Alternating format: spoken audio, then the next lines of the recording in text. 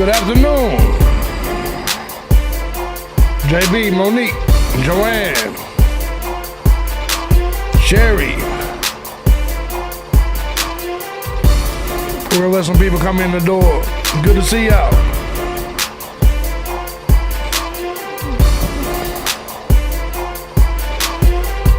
Mike Jones, Alana, Maxine Brock, Keith Sparling, Allie, what's going on? Caleb. Hope y'all are doing good. We're gonna watch the Crime TV documentary till they kick me off.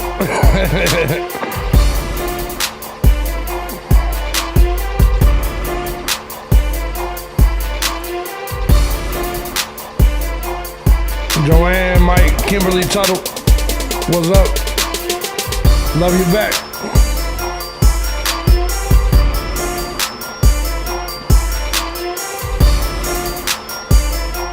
We're about to get things started. Mark and Betty, what's going on? What's going on? We got Vicky Gutierrez, what's going on? Kayla, Teresa Duncan, Allie, hope you're doing good. Sarah Sweetness, hope you're doing good. Guys, we're gonna watch this court TV shit till they kick my ass off. Said hello from Indiana. What's up, Kurt and Melanie? First time catching you live, yeah. I lived in Indianapolis for about 20 years. What's up, Teresa? What's up, Tracy? So, my ass woke up late today, so I ain't really did much shit yet. But what we are gonna do is we are going to watch the Kohberger documentary here today. Let me make this a little bit bigger here.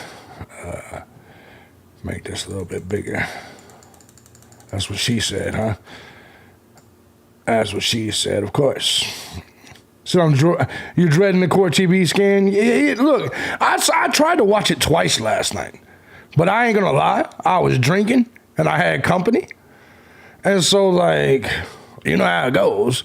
I can either watch court TV spin some shit, or I can get drunk and get, have a good night, you know what I mean? And so I chose to get drunk and have a good night. So I kind of watched it, but not really. I had my attention. I guess you could say I had my head somewhere else. You know what I mean? What's up, Isabel? Hope you're doing good. So yeah, I wasn't quite in it. Well, I mean, I was in it, but not quite into the documentary. You know what I'm saying? And so, Louis, what's going on, brother? Louis wanted me to do this today. So we're going to be doing it. Yeah, let me go ahead and set some rules on this channel. We will not be spelling out the word murder or killed. We will not be saying unalived. When something, I'm just letting you guys know this right off the jump. You guys should probably already know it anyway. If you choose YouTube over a good night, there's a problem. Yeah. Well, to be fair, it's my job.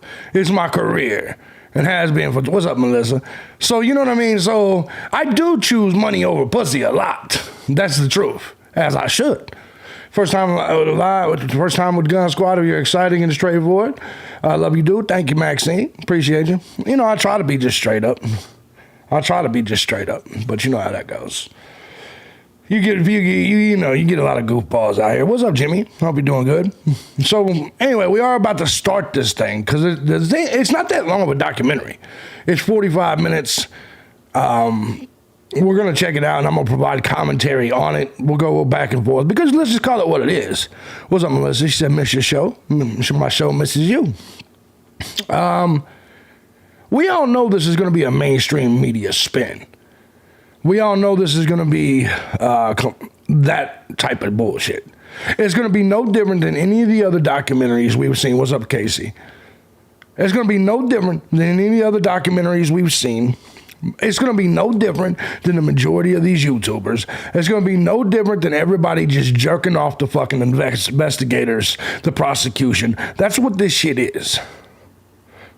And like I've said a million times, it's confirmation bias. People already know which side they're on. Me, you guys know me. I need to see more before I declare Brian Kohberger guilty. But the people that already think he's guilty, It doesn't matter what you say to them. It's kind of like politics or religion. You're already firmly on the side you're on. I highly doubt a libtard is going to wake up tomorrow and be conservative. And I highly doubt a conservative is going to wake up tomorrow and all of a sudden love abortions. Same thing with religion. If you're a fucking Christian, you're not going to wake up tomorrow a Muslim. Same thing here. Most of us that look at this case objectively, right? We're not going to wake up, and we have our positions. We're not going to wake up tomorrow or this documentary or any other video is going to automatically flip our opinion. The only thing that's probably going to flip someone's opinion is the actual trial. And that's the truth. I said, I've already watched this and can't wait for your commentary. Thank you. It's going to be interesting. And we're going to jump kind of right on it. Melissa says this case is fucking crazy. It is. It is. And here's the problem. And remember months ago, whenever the gag orders were initially, given, we all knew there wasn't really going to be a whole lot of news in the meantime. You know what I mean? Why did folks start saying SA? Did you too? No, it's not no fucking rule. They're a bunch of pussies that's afraid their videos are going to get demonetized. What's up, Leggett? That's why they do it. And then you get some people that really believe they'll take their videos down if they say raped. Rape, rapity, rape. They ain't going to take shit down. We've been on this, JB, for about a year. Remember us talking about this last year? Yes, we have been. We've been, I started this channel 2 days before the Idaho 4 killings. So the Idaho 4 killings was my first case with this channel. Thank you, Phantasma. What's up, LA Leggett? Hope you're doing good. So, look. So we're going to check this shit out. I'm not going to waste too much of you guys' time today. I wanted to give people a chance to come in. Guys, if you want to support the channel, as always, the links are down below. With all that being said, we're going to jump right into the documentary itself. I'll probably just remove the chat from the board. What's up, Michelle? I'll probably just remove the chat from the board, and then, but I can see it on my phone, so it's all good. So, this is pretty much the way we're going to do it. Monique says, did the affidavit really say that Bethany Funk saw a naked man? No, the affidavit did not say that. What's up, Roger? The affidavit did not say that. And that's another thing is I think a lot of people got to be able to decipher and differentiate what is internet, YouTube rumor, and then what is in the affidavit. But there are certain things that come together. Let me give you an example. A long time ago, there was the Reddit post, which insinuated that that Xana and Ethan got into a fight, got into a situation at the frat party, right? And everybody kind of looked at that and said, yeah, it's probably not true. And then Xana's mom confirmed that Xana on the phone with her dad that very night at midnight said there was a fight. So it added kind of credence to that fucking Reddit post. Michelle said, but how true is the info in the affidavit? Not very true. Not very true. I mean, well, depends if you believe that there's a cover-up. I personally believe that okay, I believe let me give you an example. I don't believe Dylan Mortensen saw anybody that night. I believe she completely made that up. So the information in the affidavit may have been accurately reported, but it doesn't mean Dylan really saw anybody that night. I'm having a lot of trouble believing anything that comes out of Dylan's mouth, particularly in terms of her testimony with the affidavit. I just don't believe it. I don't believe she came face to face with the killer that night and survived. I don't believe, Allie says, I don't even think she was in the house. Look, man, I'm telling you now, if I've killed 4 people and I'm walking through a very small doorway and I pass Dylan in the doorway of a door I didn't check, do I think this will get to trial, JB? Absolutely. Absolutely. I'm not going to leave Dylan alive. If I had already killed 4 people, and I know people are like, yeah, but he had to be exhausted. I don't give a fuck how exhausted I am. I ain't about to leave a witness. I wouldn't leave a witness if I did something like robbery, let alone killed 4 people. There's no fucking way. If you've already crossed that line where you've killed 4 people, the odds of you leaving a witness that's seen you and not taking that extra step to kill the last motherfucker is bizarre. You ain't gonna leave loose ends on a murder. Think about all the crimes that occur, man.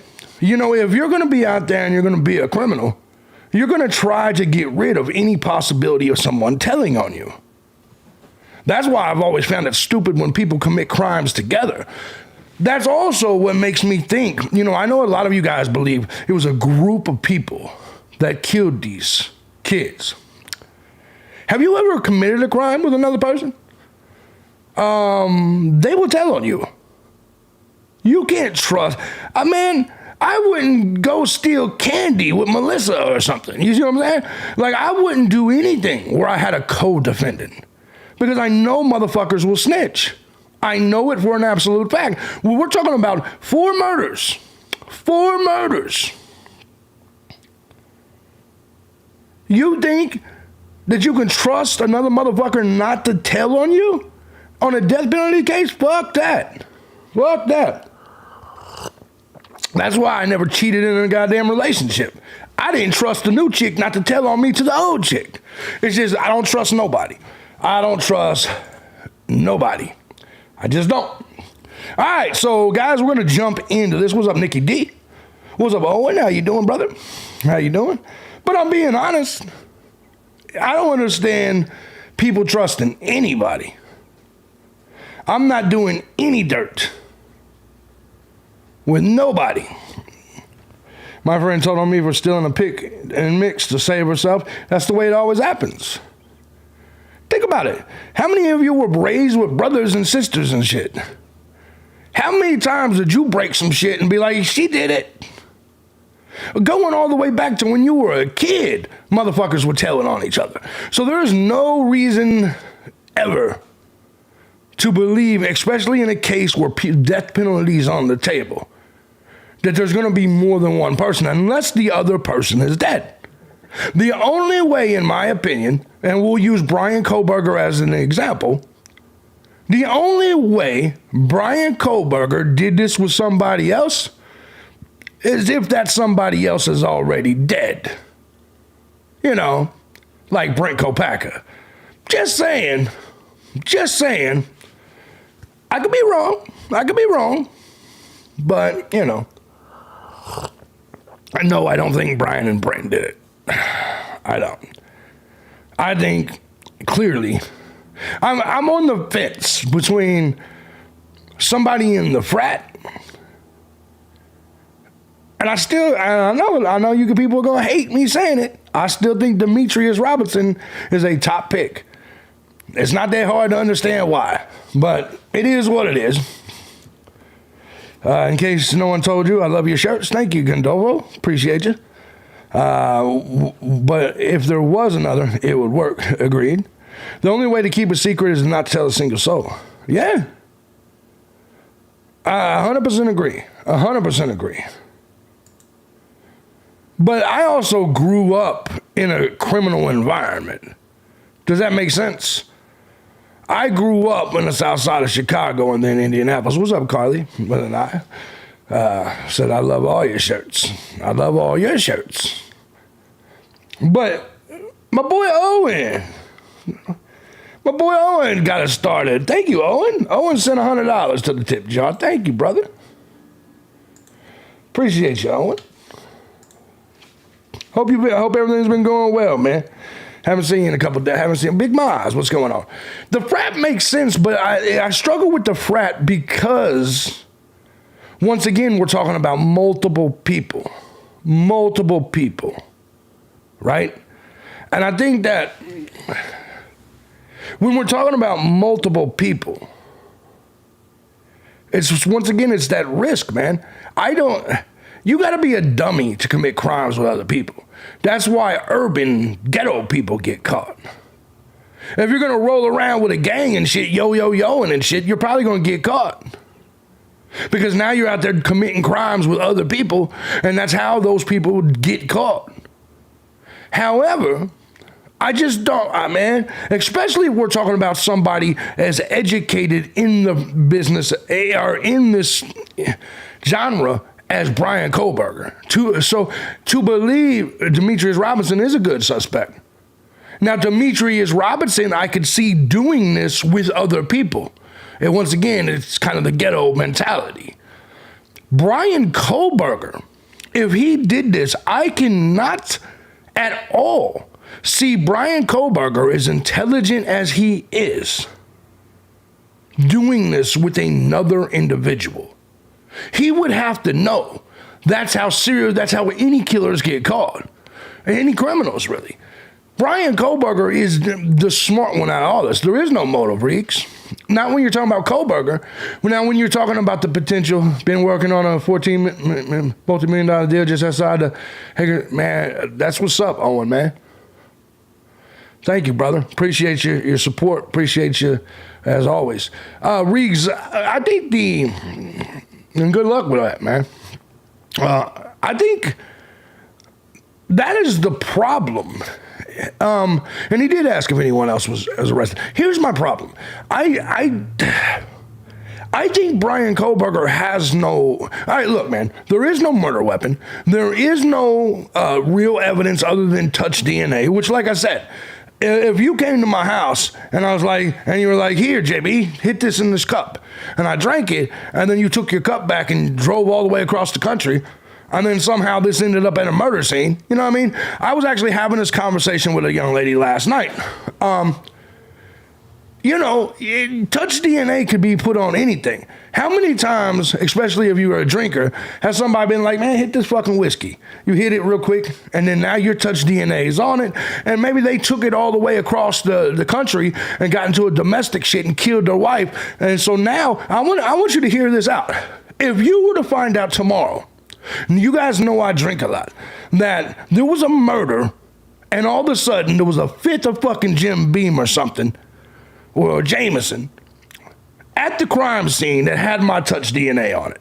You guys would be like, oh, JB Jeff definitely did that. That motherfucker got drunk and killed some people. You would automatically assume 100% it was me, without even knowing that I only touched that bottle one time, took one swig of it, and handed it back to the motherfucker that passed it to me. And so now this bottle's at a crime scene, murder, whatever, and I kind of think that it's very possible that the JB partying with the victim, exactly. I think it's very possible that this knife sheath has the same exact concept. The same thing could have happened. You know what I mean? Don't get me wrong. It's damning evidence, but it's the only evidence. Apparently, Brent's phone was factory reset before SWAT got in. Yeah. That's suspicious as fuck. Isabel says 8-hour delay and the chief taking 3 hours to get there because they were scrambling. Who witnessed them? No, exactly. The 8-hour delay, and then like you said, the chief, what was it, 4 o'clock? When the chief did his walkthrough, ain't that when they found the knife sheath? I'm not a big, a lot of things look goofy. The lack of crime scene photos, yeah, that's crazy too. No 911 call yet, have we gotten? James says, hey, I love your podcast and never change. You tell us, thank you, brother. Peace and love conquers all, he says. There you go. I've been doing this shit a long time, and so what's up, Game Over? Yeah, I'll never change, man. A lot of these people out here doing a lot of rearranging their verbiage for fucking $12 a month in Google AdSense. And that's the funny part. A lot of these people, yeah, I saw him trying to argue Bad Wolf says, did you see JLR trying to argue there's no such thing as innocent until proven guilty? I did. And he's fucking wrong. He's fucking wrong. Let me say this though, all right? Some people just throw out content, and I'm not gonna sit here and talk about YouTubers. Some people just throw out their content just so they can get the little clicks. Like when a motherfucker is holding up ramen noodles and shit and saying, breaking, Brian Kohlberger is probably eating ramen noodles in jail. You know you're dealing with a fuckface YouTuber. Breaking! And then I've got like this in the thumbnail. Brian Kohlberger probably is drinking coffee in jail. That's not a video. That's not a true crime. That's not a video. That's just basically you jacking off on the camera for a couple minutes, hoping that people will watch this dumb shit. It's not a fucking video, and it's not breaking news. He did it like several times. Breaking. Brian Kohlberger will be cold in jail during the winter. Well, no shit, dickhead. Breaking. Brian Kohlberger has a piece of paper with the commissary list. Well, no shit. It's crazy.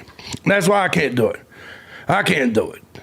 And it's usually when a motherfucker, it's usually when a motherfucker has no news to report on. And look, man, I appreciate his little hustle, but the ramen noodle one got me. He's in the damn Walmart at ramen noodles. He's like, do you know Brian Kohlberger he has to eat the ramen noodle soup. He doesn't get the good progressive soup, wiggling his little hips and shit like a fag. Get out of here. Get out of here. Dumbass shit.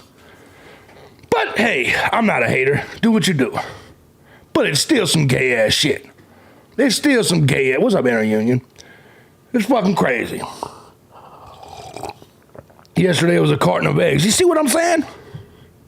You see what I'm saying? Anyone have JD on the list? I suspect him. I have. But he's not completely on my list. 4 hours for the lead detective to arrive. I agree, Sean. Owen says, please can you say Acre Commercial Reality on there? Of course. Acre Commercial Realty on there. Of course. Bro, you're damn near a sponsor. As long as you've been fucking supporting the channel. What is it? Is Acre Commercial Realty? Shit, of course. Owen. Absolutely. Absolutely. Appreciate you, brother. I have tears in my ears laughing at your review of JLR and the ramen noodle. It's fucking weird. You know what I'm saying? And look, I'm not trying to knock a motherfucker's hustle. I swear to God, I'm not. But let's be real here. We know when we're seeing fuckery. Putting a JLR detective in charge instead of a veteran, of course. But anyway, so maybe he does feel like he's putting you guys, like educating you guys. Maybe he thought you guys didn't know that they ate ramen noodles instead of. This motherfucker was like, instead of Campbell's, good. This motherfucker even said the tagline. He's one of those people. It's like I'm at the convenience stores of Speedway. You know what I'm saying? That type of shit. And I'm like, bro, you don't have to say the whole fucking tagline. You know what I mean? But it is what it is. It is what it is. Hey, that's your thing. Good. Enjoy the convenience stores of Speedway. But anyways, all right, let's get to this shit. I did my ranting. Critical Thinking Cap says, I would conclude the exculpatory evidence BF has was that E and X were killed much earlier in the night. That could be possible. Please just tell me you're not that one of the motherfuckers that believe. I was arguing with a motherfucker the other day that said, I think Xana and Ethan was killed somewhere else and brought to the house. I was like, well, what kind of killer kills a motherfucker and then offers them a ride home? Hey, sorry for fucking you up. You need a ride home? That's not the way it works in the whole killing business. It's me, Potts. What's going on, Potts? How you doing? But it's not. You know, and that's the thing. That's why I don't do too many lives and I don't interact with too much of the audience. It's because motherfuckers are stupid. Motherfuckers are stupid. Sorry. If you believe I'm going to kill you and then give you a ride home, you're a dummy. You're the best. Don't ever change. Thank Niles. No, I don't think they were killed somewhere else. No, hell no. I had a fucking 2-hour argument with a bitch on my news channel. It wasn't even on this channel. I was on my news doing politics and shit. And then I pre-recorded a video for over here while I was over there. And this bitch, weirdo, was like,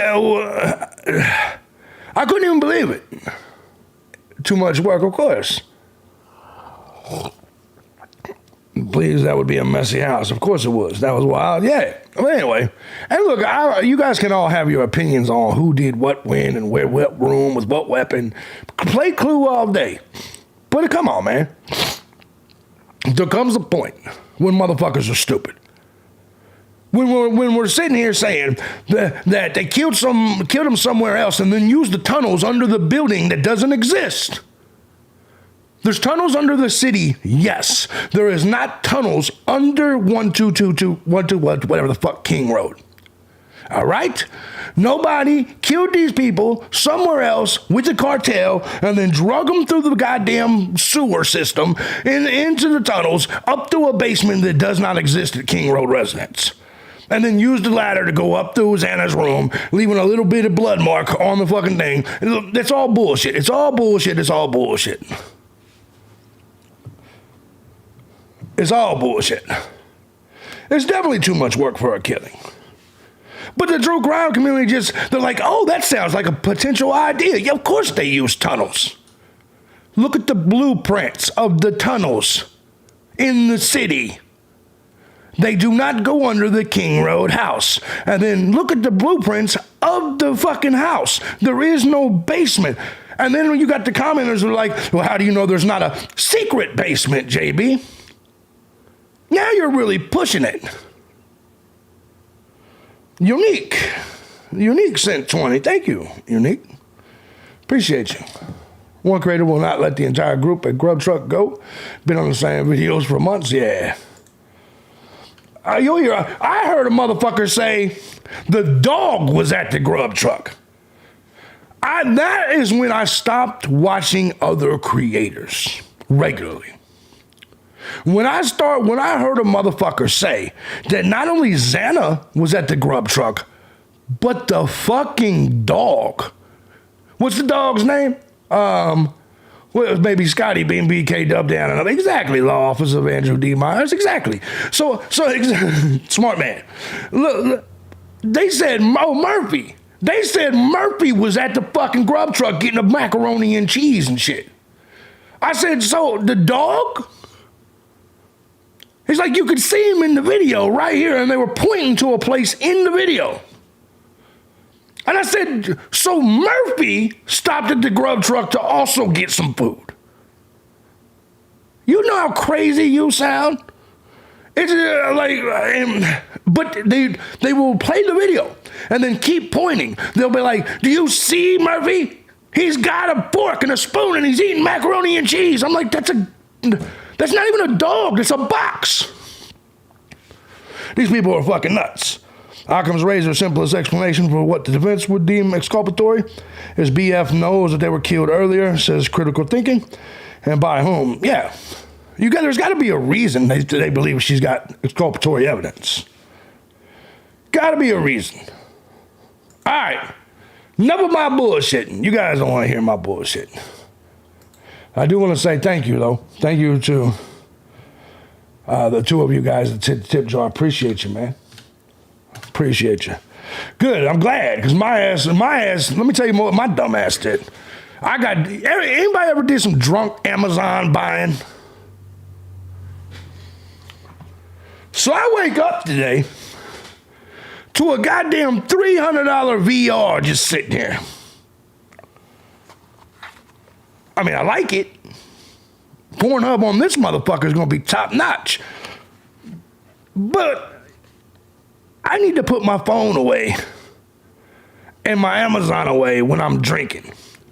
Just woke up and I must have even paid for it to be here the next day. Because this shit I woke up to this shit and I was like, which is cool because I wanted one anyway. But that goddamn drunk. One night I woke up and ordered a whole damn hot tub. So I went to on Poshmark and bought a $2,000 Louis Vuitton, but oh shit. No, my last few purchases have been like that. Just woke up with a whole fucking hot tub. You know what I'm talking about? One of them blow up hot tubs. They're like $500. You can get them on Amazon, Walmart, whatever. Just woke up with a fucking hot tub. Now I like it. So now I just got. It's one of those things, man. It's one of those things because I like Amazon boxes and I like, you always think you're richer when you're drunk. You're like, fuck it, I'll re-earn this shit tomorrow. No big deal. Nah, I never heard of those. Oh, they're dope. They're dope. Yeah, no, they're extremely dope. I've had like a hard hot tub, a real like hot tub, and then that hot tub, there's no difference. It gets up to about 104 degrees. The jets are perfect. Like it is, like to me, there's no difference in that hot tub and then a hot tub at like a resort. There's no difference at all. What's up, Sassy? No difference at all. So I would recommend that hot tub. You can even get them cheaper than that. Mine, I think, was $500 after taxes. Shit like that. So it's not bad. It's IHOP because they want to be able to use DNA like this. I agree with that. So I want the Trump bobblehead. You like that shit? I'm now a tarot reader. Got every deck on the cards and the books about it. Oh, shit, Allie. What's going on, Gorilla Bear? So you one of those motherfuckers. The spirit box motherfuckers, huh? Don't get me talking about the spirit boxers. I do find y'all interesting. Hot tub blow up, how does electrical work? It comes with, there's like a little box that connects to it. All the electrical goes through there. Like you can use it to blow up the thing, filter the thing, and then of course you keep it heated. All I take is one fucking extension cord and connect it directly. The box connects to the hot tub, and then out of the back of the box, it's one plug. Plugs into the, I do spirit box sessions, and I still love JB. Yeah. I ain't mad at it. And there you go, Sassy. UNGA, I'm in Georgia, of course. A hot tub meet and greet. Girl, you're always welcome. You're always invited, Kimberly. You're always invited. All you gotta do is hit me up. Shit, I've been interested in using one of those to communicate with Pat. Look, I make a lot of jokes about the spirit boxes and the like fortune tellers and shit. I clown on y'all and I joke with y'all, but shit, if you think it works, it's fun. I say do it. I don't believe in the shit, but I'm also not a big spiritual person. I believe in like a creator, but I don't believe in religion. So does that make sense? Like, I'm not really a big spiritual guy. But I think it's cool, and if it's true, I think that's cool. Swimsuits suck in hot tubs? Well, I mean, you don't have to wear one. That's all I'm saying. Well, you do if you're a dude. JB, keep it real, teach the tards? Yes. So, well, shit, if you believe in a creator, you are definitely far from the atheist, JB. No, I'm not an atheist at all. I'm agnostic. I believe in a creator. I just don't claim to know everything. I've always found it weird when people claim to know the answers to the biggest questions ever asked. Have you seen the Sean Ryan podcast? No, I have not. He's former CIA, talked about the remote viewing. I like the entire remote viewing thing, man. You gotta understand, I'm not a non-believer. Like literally on my wall is the X-Files, the truth is out there. I'm a believer in the ancient astronaut theory. Like if you look at my books up there and all over this place, you'll see a lot of Zachariah Stitchin. Does that make? I read a lot of Zachariah Stitchin, Eric von Daniken. Does that make sense? So I read a lot more than you probably imagine. A lot more than you imagine. Just got a beautiful set on a beautiful set that one of my supporters sent me on the fall of the Roman Empire. Beautiful, like a fucking $1,000 book set. YouTube is glitching and won't let me go back to the start of the live. That's not glitching, that's me. I do that purposely. You can watch it. You can watch it from the beginning when we're done. I do that purposely so the chat's not confusing. Because every now and then you'll get people that'll go back to the beginning of the chat and then they'll start commenting and we won't know what the fuck they're talking about because they're talking about a conversation we had 3 hours ago and shit. But no, on all of my streams I do that, and then you guys can go back and look at it and all that. You're gonna open up a portal and Chaos Demon will step in? Yeah. All right. Shall we do this shit? Shall we do this shit? Shall I stop bullshitting you? Never knew you could do that. Yeah, that's one of the things. I've been on YouTube December 21st, the winter solstice. I'll be here 17 years.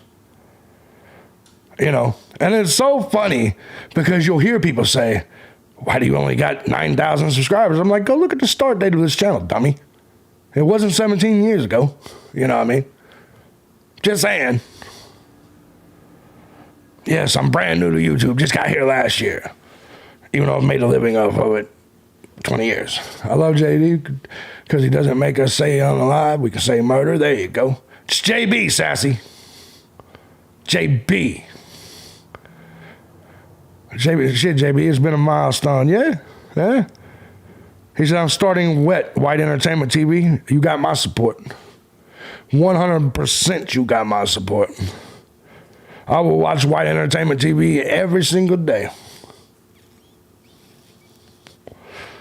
Every single day I'm with you. Anyway, so you already got, I'm your first subscriber, brother. He says his political channel is legit and he sees through the bullshit. Thank you. Thank you. And by the way, to the liberals that are here, I don't want you to ever feel like you can't be here and can't say what you want. This isn't the political channel. Just because I say political shit sometimes doesn't mean you're not welcome here. So who do we destroy first? So many people, so little time. Exactly. So just so you understand that, over here, I can handle a little bit of liberalism. Oops, that's what I meant, damn it. I have a fake nails. There you go. How many Tyrones here? Probably not many. You know what I mean? Probably not many. I'd say a decent amount. Fuck politics, falling upstairs. No, I agree. I agree. I'm a believer that we're doing it all for nothing, man. I believe we're doing it all for nothing, bro. Look, man, and whether you were against it or for it, all you gotta do is look around. When people are locking up their political enemies, it's all over. It's done. We have reached Stalin and Mao type shit. But I'll leave that alone. I'll leave that alone for now. We are here to do this. If you guys want my political takes, I do have a political channel. I got 2 different channels, my live stream channel and my news channel. So, JB, man, you cracked me up when you said months ago that there's a Tyrone in him. There's a Tyrone in who? Kay says, what do you think about the recent much about the look, man, here's the thing about the UFOs. Whenever the government starts saying there's UFOs, don't listen to them. Does that make sense? I'm a believer in the ancient astronaut theory, the Anunnaki, Nibiru. But whenever the government starts saying, hey, there's UFOs and shit, nah. I'm not dealing with anything the government has to say about it because more than likely it's just a distraction. Here's some UFO information. Motherfucker, we've been trying to get you to release UFO information forever. And now all of a sudden you're just going to start doing it? Nah, we don't believe you. I don't believe you at all.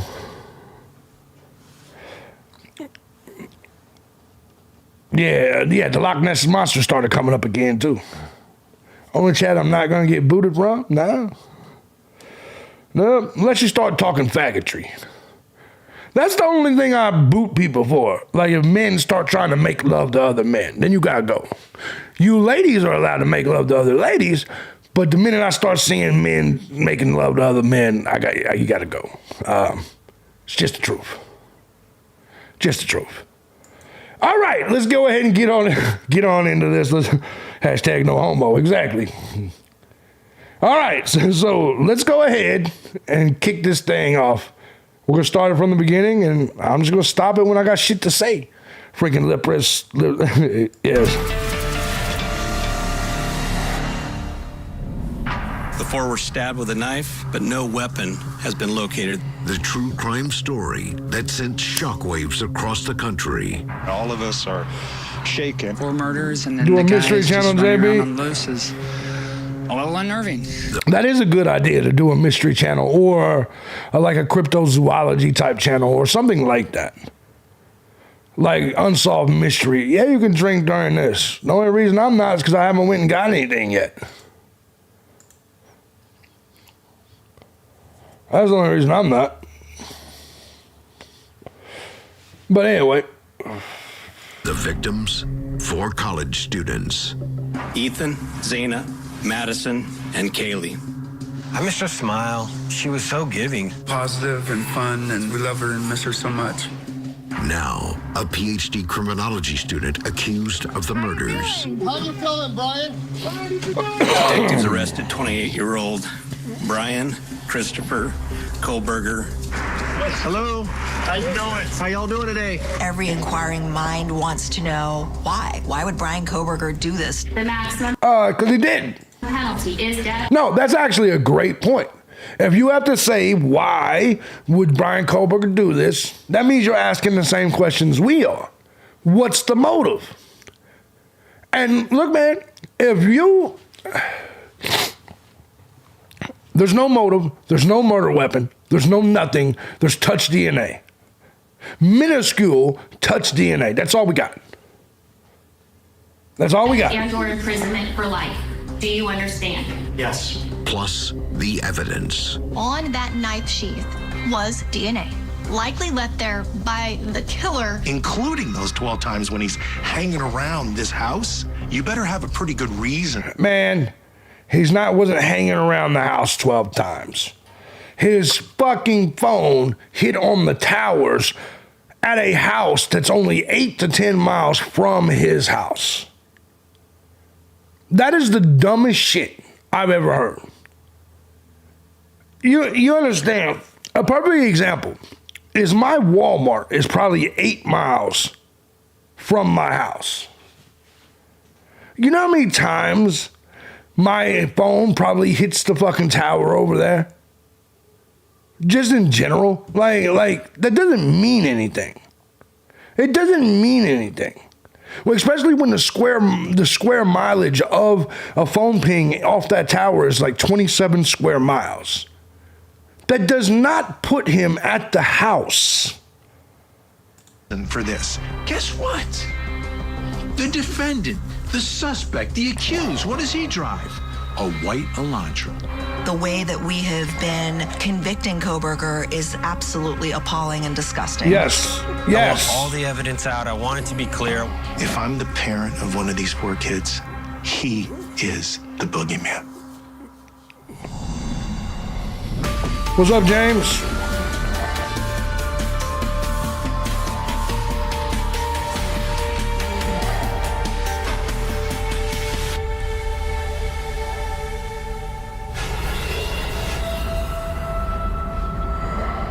I try not to think too much about any of the darker side of the aspects. I just try to stay positive. There'll be days where I have to focus on the negativity, but today's not one of them.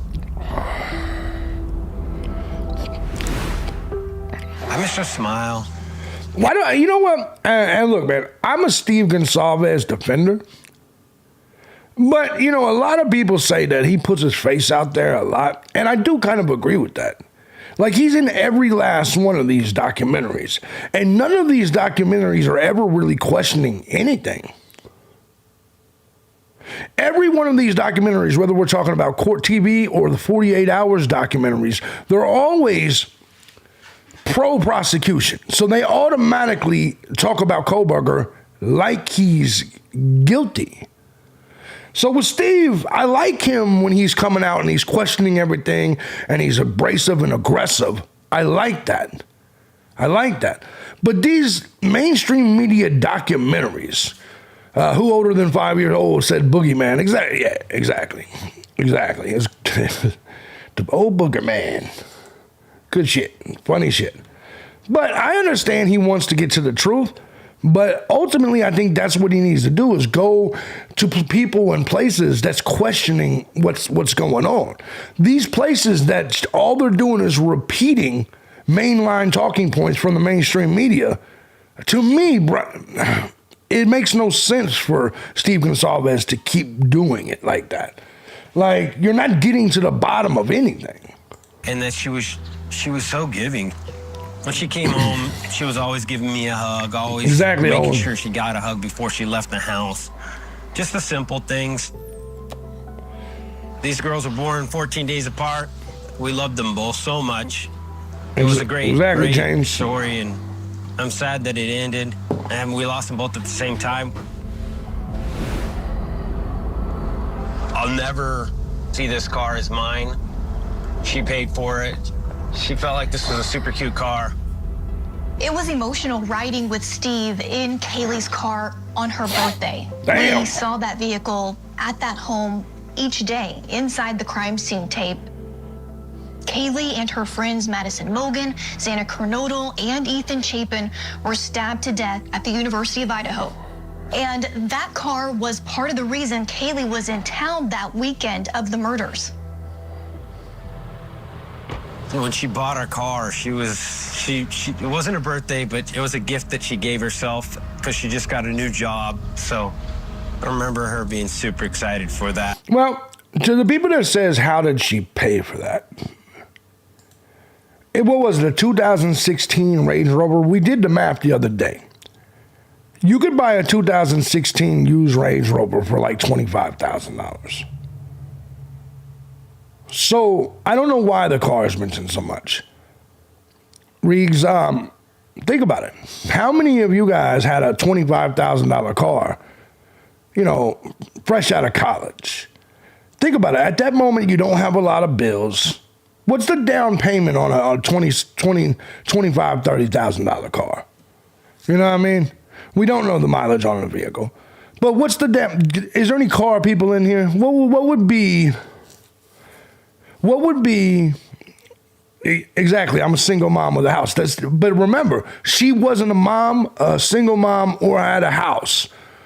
Do you see what I'm saying? I had no bills, but I had no fucking money. There you go, Owen. So I guess what I'm saying is, me personally, it does depend on credit. But at her age, you probably haven't racked up a lot of shitty credit. So I guess I'm curious, what the down payment would be. She's young and wants to bling. Exactly. Whereas a lot of me or you at our age, whatever, I don't know how old you are, I'm 43.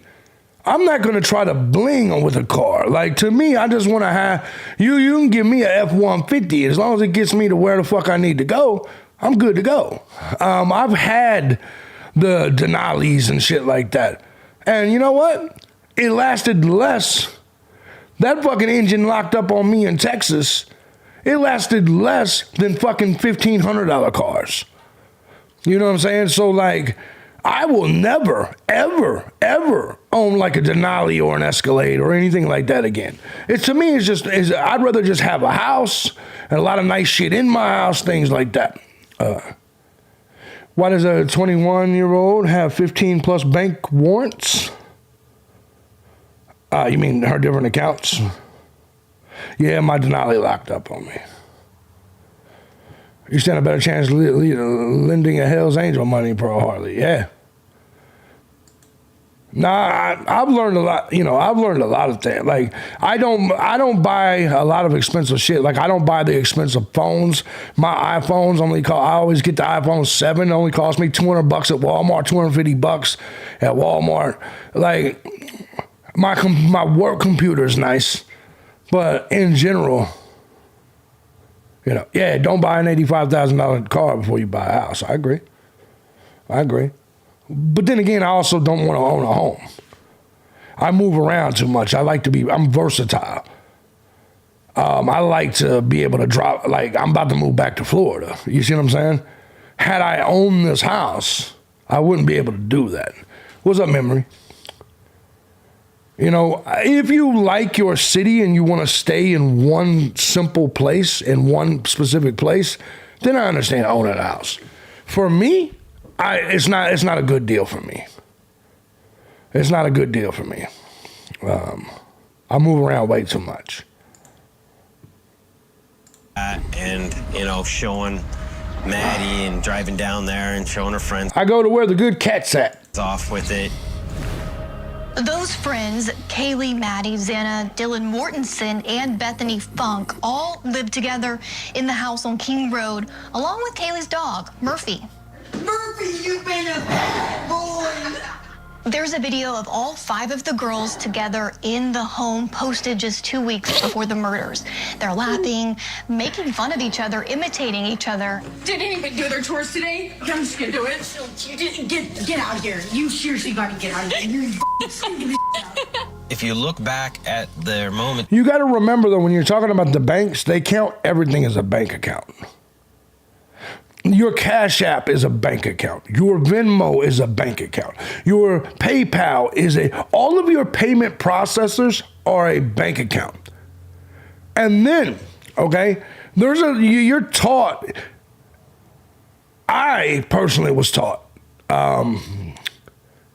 to have separate bank accounts for each specific thing. Like have a bank account set for just my interest, my rent or mortgage, and then have another bank account that I deposit into for fun and games, amusement park shit, that type shit. It is very possible that she was one of those. Like, have you ever seen like organizers like that? Maybe brown cash rules, yeah. Have you ever seen the type of people that maybe compartmentalize? Yeah, exactly. So he said, read the warrants for banks, JP Morgan, Chase. Yeah, I got to admit, that's a lot of fucking different banks. When there's so much online banking nowadays, loads of people have multiple bank accounts. Yeah, and I agree with that. I admit that it's a little weird for someone that young that doesn't own a business. Like it's not like she has a business account and a personal account and a savings account. There's a lot, but I can draw up a scenario where I can imagine and understand a person having 10, 15 bank accounts. If you include everything, all the payment processor shit like that. I got like 9 accounts, but that's me. I'm also 43. You can actually see their whole lives. These girls really did do the social media stuff. Get down. Get down. Couldn't they be credit cards? Girls, Yeah. They were everywhere, so people got a taste and a look. That's another thing. Couldn't they be credit cards? That makes sense. Couldn't they just be credit cards? And a feel of who they really were. That makes sense. I think people connected with that. And then if you go back, you can see, like, I hate to say it, but like the last hours of their lives. Those last hours included 2 photos posted by Kaylee. On one of them, she wrote, "One love." Here's the thing, Sassy, about Steve. And I'll rewind that in a minute. See, I can't believe Steve G had another daughter that he had nothing to do with. Felt bad for her. It happens a lot more than you know. What's up, Carol? Let's just call it what it is. With the destruction of the family, and people nowadays with feminism and with everything the way it is, and relationships don't last, and everybody comes from a split family, things like broken home. It happens a lot more than you probably can understand. And here is the thing. You need a Gun Squad shirt or hoodie? I actually have a merch store. Here's the thing. The way I see it is that aspect of Steve's life we were never supposed to know. Does that make sense? There's no reason for someone's life to be ripped apart just because his daughter got brutally murdered. There's not a single good reason anyone's ever given me as to why Steve Gonsalves' life deserves to be ripped apart. And I want you to understand, if he raised 5 of 6 kids, great. I'm sorry, but that's a win. Just because he didn't raise all 6 great, not everybody's perfect. And I guarantee you, each and every one of you, if we looked into your life, we could find things that are not perfect and that would make you look like a horrible person. It's the truth. And you may not even think it's horrible.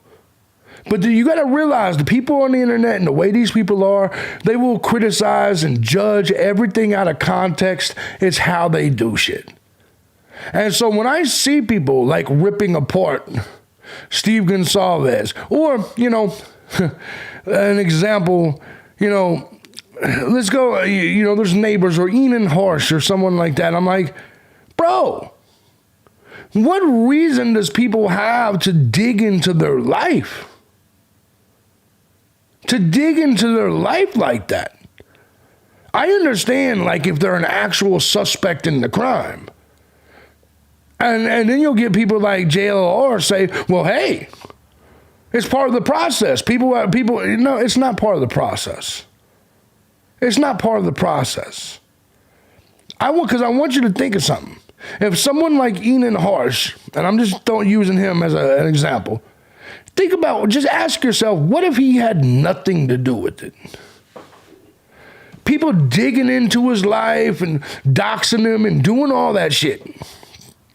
For what? What if he didn't have anything to do with it?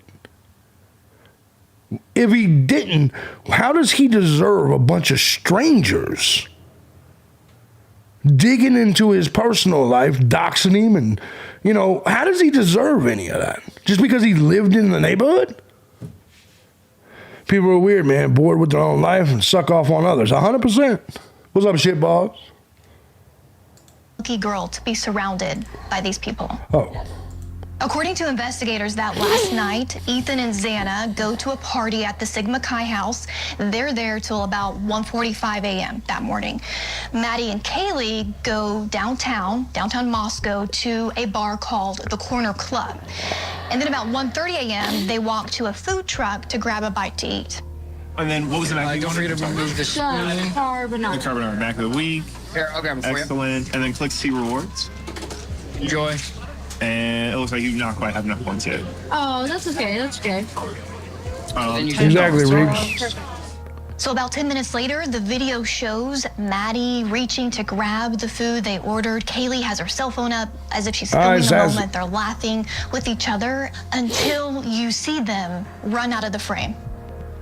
By 2 a.m., all 5 girls and Ethan Chapin were back at the house on King Road. In just over 2 hours, 4 of the 6 would be dead.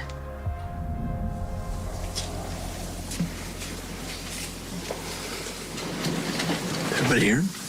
Here's the thing. Even if Steve Gonsalves completely said, if Steve Gonsalves made this child when he was young and he was just irresponsible as a man, so what?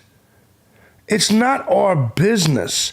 Everybody coming online, mad respect, thank you, Sassy. People coming online, like it's, everybody feels for some reason entitled to have an opinion or know about people's personal lives. I've had people, here's the deal. You guys watch my videos for my entertainment value or knowledge. My personal life is none of your fucking business. I may tell you, and if I tell you, you can talk about it.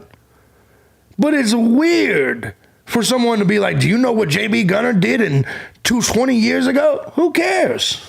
Who gives a fuck? Every single time I hear something like that, I laugh at the people that say it. I'm like, bro, you know how weak and lame of a life you have to worry about something I did 20 years ago? It's weird. And yes, I do believe it's because people live their lives on the internet. They have no fucking lives. They're nosy as fuck. I want to know why Steve Gonsalves left his other daughter behind. Who gives a fuck? And why is it your business? Why was it your business? Because we want to know all the bad things Steve Gonsalves has ever done. Why? Well, are you going to tell us every bad thing you've ever done? It's weird. What's up, Mike? I'm going to refill my coffee. My name is Chief James Fry with the Moscow Police Exactly, Department. Riggs. I'm going to be reading from my notes today because I want the information you received to be extremely accurate. The four were stabbed with a knife, but no weapon has been located at this time. There was no sign of forced entry into the residence. Based on details at the scene, we believe this was an isolated, targeted attack on our victims.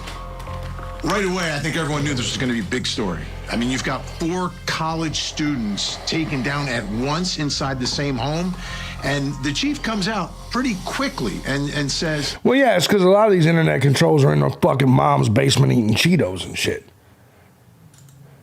But most of those internet trolls, you want to know how to see all the bad shit they do? Just look at their internet history. They're the ones sitting there with midget dog porn and shit. You see what I'm saying? But they're like, JB, you drink too much. Well, you watch midget dog porn too much. Who gives a fuck? And how you gonna tell me that I engage in beverages too much, like you're my goddamn doctor? JB, I don't like what's in your cup. I don't like the beverages you consume. Well, suck my dick. Suck my dick. Nobody comes and fucks with you in your V8 juice or whatever faggot shit you be consuming. Leave my shit the fuck alone. Listen, no forced entry here. This was a targeted, isolated attack. So most of us thought it should be solved pretty quickly. But that's not what happened here. We need to make sure we clarify. Have them restart this feed, or... We arrived in Moscow just days after the murders, and you could immediately sense that this was a community on edge, and you could understand why. 4 young people have been brutally murdered, and nobody knows why, and nobody knows who's responsible. I actually met a group of professors from the University of Idaho. They were out for a bike ride. It does look like AOC. Summed up what the community was going through. It does look like deeply AOC. affected all our students and our faculty and our staff, and it's been just a struggle to get through this last week. So, how hungry is this university, this town, for answers? very much so. The fact that there isn't an answer makes this even worse, you know. All of us are shaken. I've heard from people all across the country talking about this tragedy. It's a small college town. We all know each other. People in the community knew these students, so everybody's affected one way or another. And part of it's because we just don't know anything yet. We also met the prosecuting attorney, Bill Thompson. Any new details? Nothing that I can share. How was the crime scene?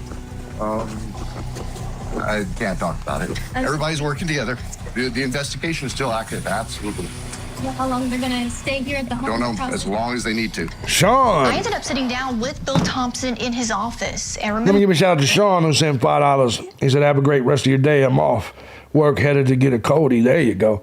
I'll be getting one as soon as I get off here. Last night I had a little bit too much, though. That's why my ass is late today. Thank you, Sean. They had not identified a suspect, and a lot of people were wondering, are they going to solve this? And it was one of his answers to me that made me think they know a lot more than what they're saying. Would you feel safe having a child living near or on campus? I would, but I say that knowing that many people would not. And I'm probably in a, not probably, I'm in a different situation because of the information and the knowledge that I have of how the investigation is progressing. Coming up, weeks go by without an arrest. Just your mind has to Dr. spin Harold like, Shipman. okay, what is going on, you know? Some people can commit crimes, and there is no justice for that family. What the families and public didn't know about the investigation. Partly under her body, partly under her comforter, on her bed, likely left there by the killer. By the way, if somehow Court TV takes me down, takes the stream down, and we disappear, my bad. But I ain't scared of their goddamn copyright shit, so we're going to continue to watch this. But I just want to let you know, if I up and disappear, the stream goes down, it's Court TV. I just wanted to make that clear. It's Court TV whining and crying because, you know, that's why I stopped the video so much, is so they can't say that I'm not engaging in fair use. Because Court TV is some scumbags like that. That's why I switch scenes back and forth. That's why I'll stop and add commentary. That way, legally, I can, you know, it's fair use. You see what I'm saying? So hopefully you guys understand. That's why I'm not just playing it.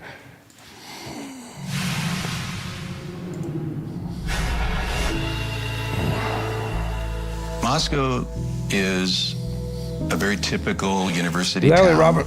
It has a vibrant downtown with places to eat, places to drink, places to gather. You know why I don't like all these documentaries? They repeat the same shit. They tell us the fucking history of Moscow, and they do this shit where they overview the entire town. And, you know, it's such a peaceful place. It's the same story in every one of these documentaries. There's not really much surrounding Moscow. Rolling hills of just wheat fields and various other farms. Small town feel. I think that's roughly 25,000 people, give or take a couple thousand. I think of North Idaho as a pretty off-the-map type of place. Yeah, the boring pretty safe overview. place, very family-friendly, and to have 4 murders and then the guys just running around on the loose is a little unnerving. Weeks after the murders of Xana Kernodle, Ethan Chapin, Maddie Mogan, and Kaylee Gonsalves, no arrest had been made. To the point that a lot of the students there on campus had cleared out because there was this fear among the community. And even some of the victims' family members had fears that the investigation was stalled. I had private investigators and different things, and that's why they told me to slow down, Steve. You know, this thing. Here's another thing. This constant criticism we get about Steve Gonsalves and, let's say, that hat. You know, if you listen to other YouTubers, they'll be like, Hex, that is a scamming crypto company. Maybe Steve Gonsalves is, you know, did you ever ask yourself, did Steve Gonsalves get scammed by him? You know? People that invest in crypto, we invest in shit coins all the time. You know what I mean? Whether it's Dogecoin, whether it's Shiba Inu, it could be Hex. You know, maybe Steve is just dumb in that way, and maybe he believes in Hex. Maybe he invested in Hex. It is a crypto coin, Robert, that the creators are under investigation. They basically did a rug pull, which is where they, you know, sell all their shit and drop the coin's value to zero. You know, but people are like, Steve Gonsalves must have had something to do with it. No, he just may be one of the fools that invested in Hex. There doesn't always have to be some scandalous, you know, malicious reasoning for something. I highly doubt Steve Gonsalves is one of the creators or promoters of Hexcoin. It's probably just a random hat like I'm wearing that he has in his house. His first cousin run Hex. Now if that's true, if that is true, you may be on to something. If that's true, though. I don't know if that's true. You know, me as a father, it's never fast enough. And No problem, Robert. Just charge ahead like, probably just like a dumbass, but. No, for you guys that, look. For you guys that don't know, here's Hex. The Hex price today is shit. For you guys that don't know what Hex is, it is literally a cryptocurrency. It's a shit coin. I mean, it had its moments where it went up, but it's just not a good coin. But a lot of these shit coins are like that. A lot of these shit coins are just like that. So, you know, it doesn't mean Steve Gonsalves necessarily is on to something, you know. But if his cousin is the guy that created Hex, then yeah, he might be in on it. That's what I knew. What the families and the public didn't know was that the detectives had some significant evidence and leads, including DNA and a potential eyewitness. At the time of the murders, according to investigators, Kaylee and Maddie were on the 3rd floor of the house in Maddie's room. Kaylee's dog Murphy was across the hall in Kaylee's room. Ethan and Xana were a floor below. Across from them was Dylan Mortensen. Let me give a shout out to Teresa, who sent 24. Hello, JB. I went on Rumble, but you weren't live, so I came back to YouTube. Yeah, my bad. Usually, yeah, this one I didn't do on Rumble as well because I didn't plan on saying anything racist. You know what I'm saying? I didn't plan on saying anything that would get my fucking, where we'd have to jump to Rumble real quick. But I will upload it on Rumble. But thank you, Teresa. Appreciate you. Nope, we're just on YouTube today. Just on the True Crime channel. Go Coop and Duper. And on the 1st floor was Bethany Funk, who was in her room. Dylan will be a key witness in all of this because she's on the same floor as 2 of the murders. And she opens her door 3 different times. Now, the first couple of times, she really didn't see anything, but she was hearing voices. Maybe it was the dog. Maybe somebody was crying or something. She wasn't quite clear what she heard. But the 3rd time she opens the door, she sees this. Said Flavio Gonçalves, Steve Cousin run Hex. You know what? Let me see that. Hold on, give me a second. Let me confirm that. Because we can confirm that shit right now.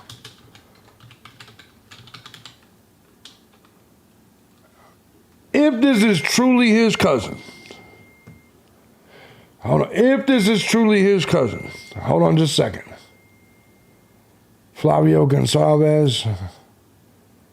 Say he runs Hex.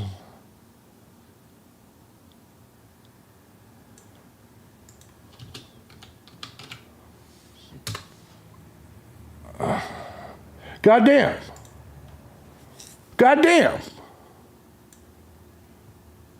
Son of a bitch.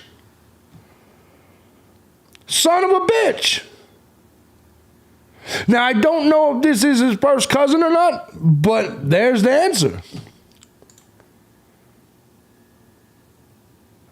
Flavio Gonçalves, age 33, both of Brazil.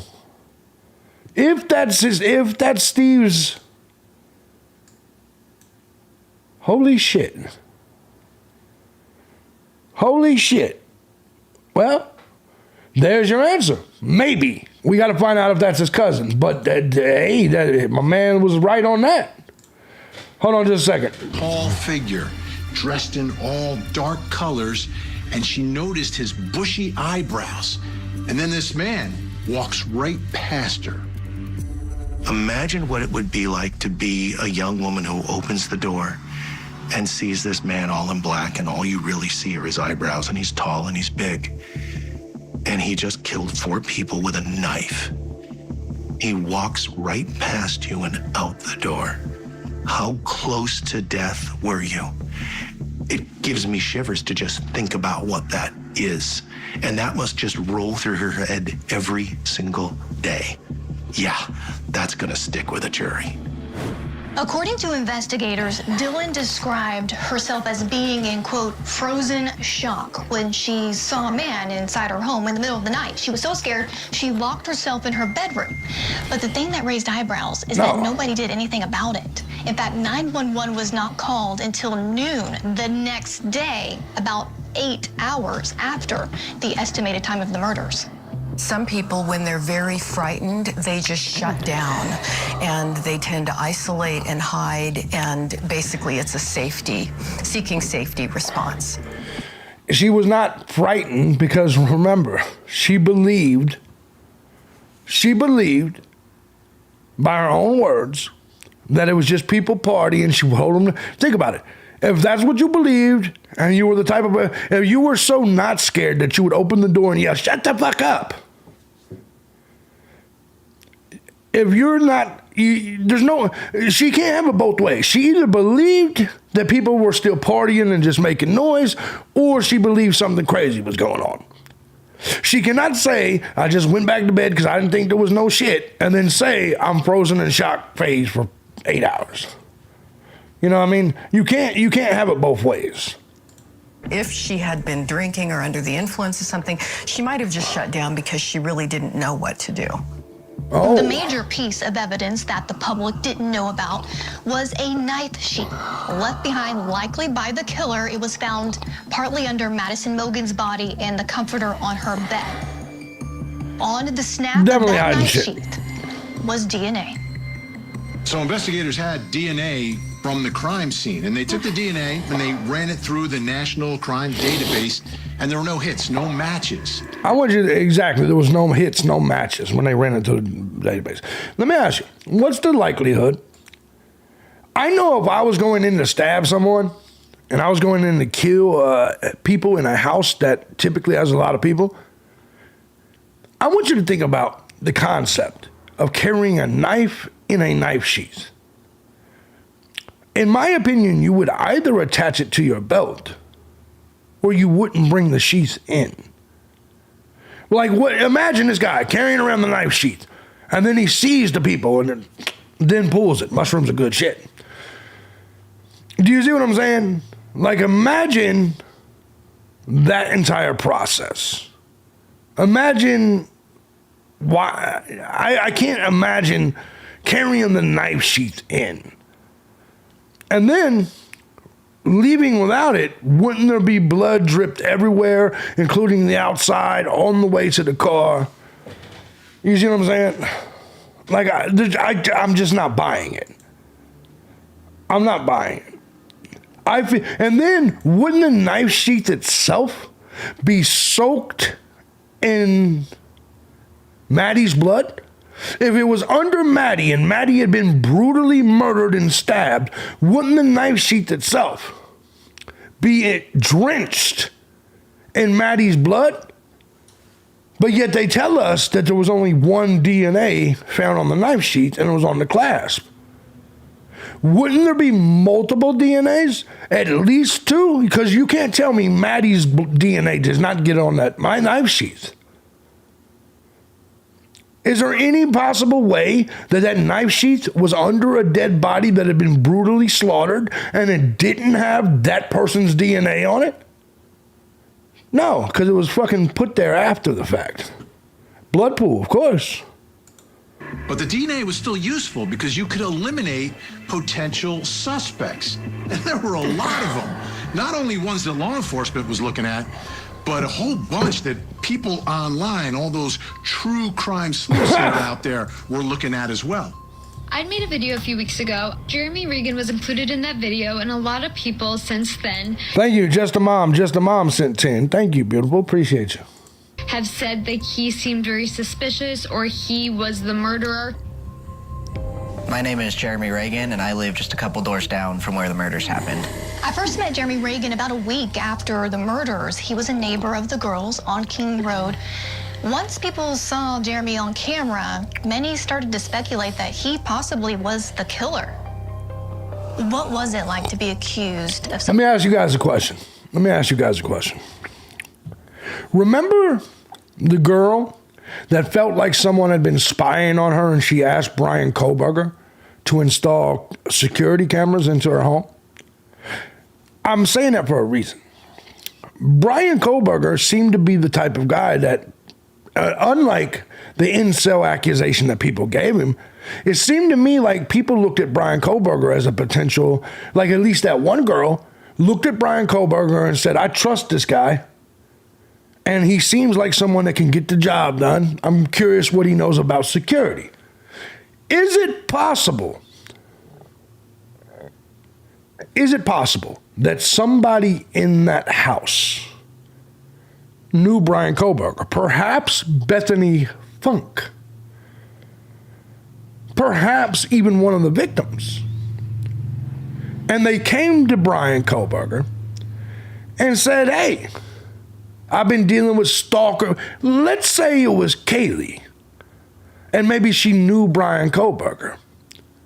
And she said, hey, that was really cool what you did at that other girl's house with the cameras. I got a stalker. Do you have any weapons or something I can defend myself with? You know, or anything like that. And is it possible that Brian Kohlberger did have a knife sheath and a knife and was like, yeah, here, just take this. This will take care of it. Take this, defend yourself. I understand that what I'm saying is a complete, what does the UK dude say? I'm spitballing here. But I want you to think about that. I want you to think about that for just a second and ask yourself, is that a possibility that Brian Kohlberger sold it to someone, gave it to someone? He did have a history of drugs. Is it possible that he traded it or sold it to someone else? Greetings, Florencia, from the beautiful Germany. I love my European women. Love y'all. Love my fellow Europeans. There we go. Something so horrible. Offensive. They watched my interview and they said, hey, he's kind of weird. It must be him. It's the scary part of it, yeah. And so then they dug into everything I ever did on social media, stuff that my parents had posted about me, taking everything super far out of context. Exactly. For some people, it was definitely worse than others. I know the various Jacks and Jakes, they got hammered. Jack Decor and Jake Schreiger. These two guys are the boyfriends of Kaylee and Maddie. As a matter of fact, Jack shared a dog, Murph. Well, now, these people deserve, the boyfriends deserve to be looked into. Do you see what I'm saying? Later on, Robert, get some rest, buddy. Get some rest. Look, listen. The boyfriends, I think, deserve to be looked into. But I do got to say this about the true crime community. This obsession with digging into people. Barbara says this guy was suspicious to you from the beginning. I don't understand. Why was that guy suspicious? I don't understand why Regan was suspicious at all. Exactly, Carl. Cancellation of June preliminary hearing denied Bethany a chance to clarify important aspects of the case. Exactly. Robert says, I'm still here, bro. There you go. I guess what I'm looking at is, I'm this is what I have an issue with, like I said, in the true crime community, is that they feel like everybody's life has to be cracked open and investigated. So let me ask you a question. And this goes for like even people like JLR, anybody. What if you find out that all of those people were innocent? And what you did was you dug into their life, you cracked into their life, you doxed their personal information, you suspected, you dug into his shit, and then you find out he's completely innocent. See, this ain't the situation. You guys are not investigators. You're internet doxers.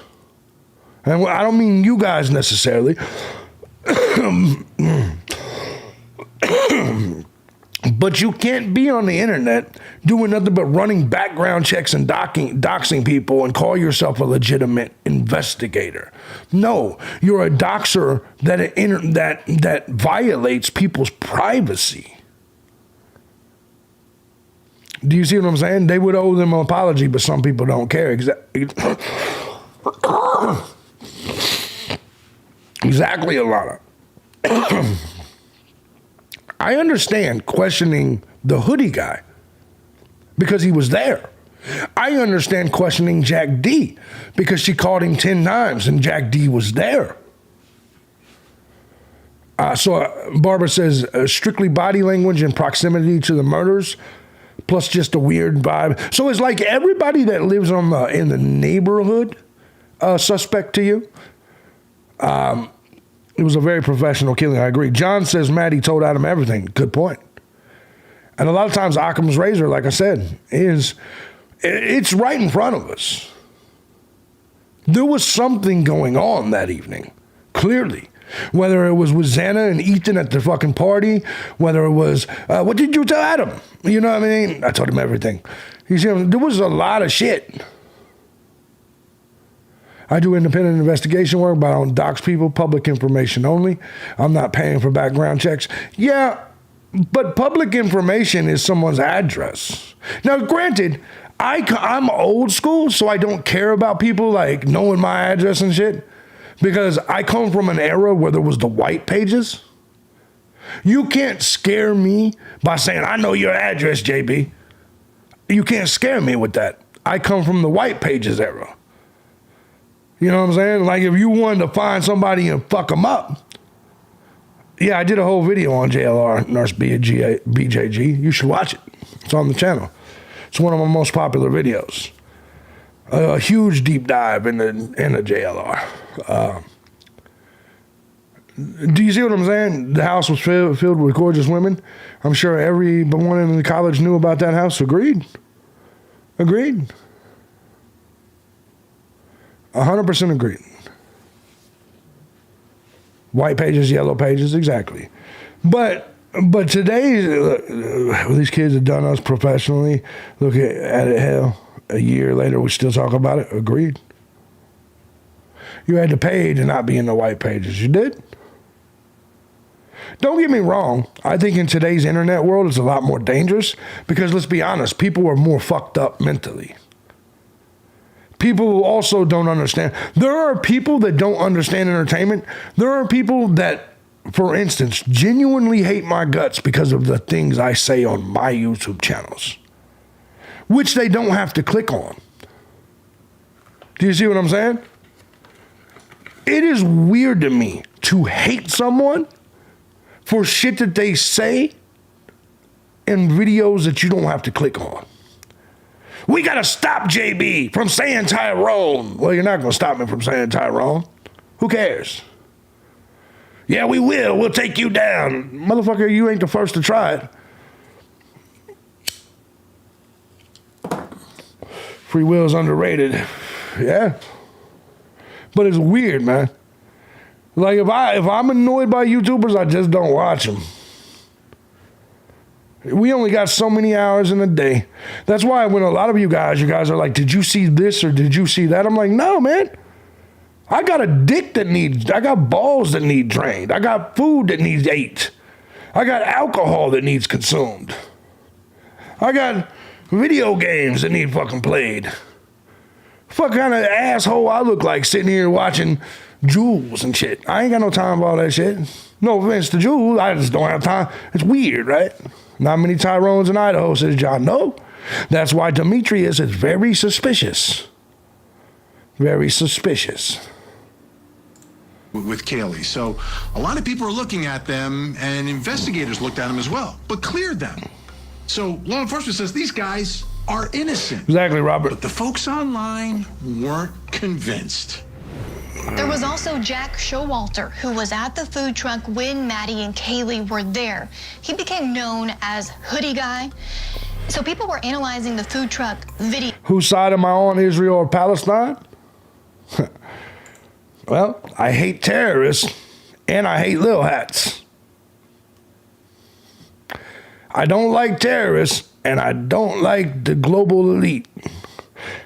I don't like the plan to replace me in my own country.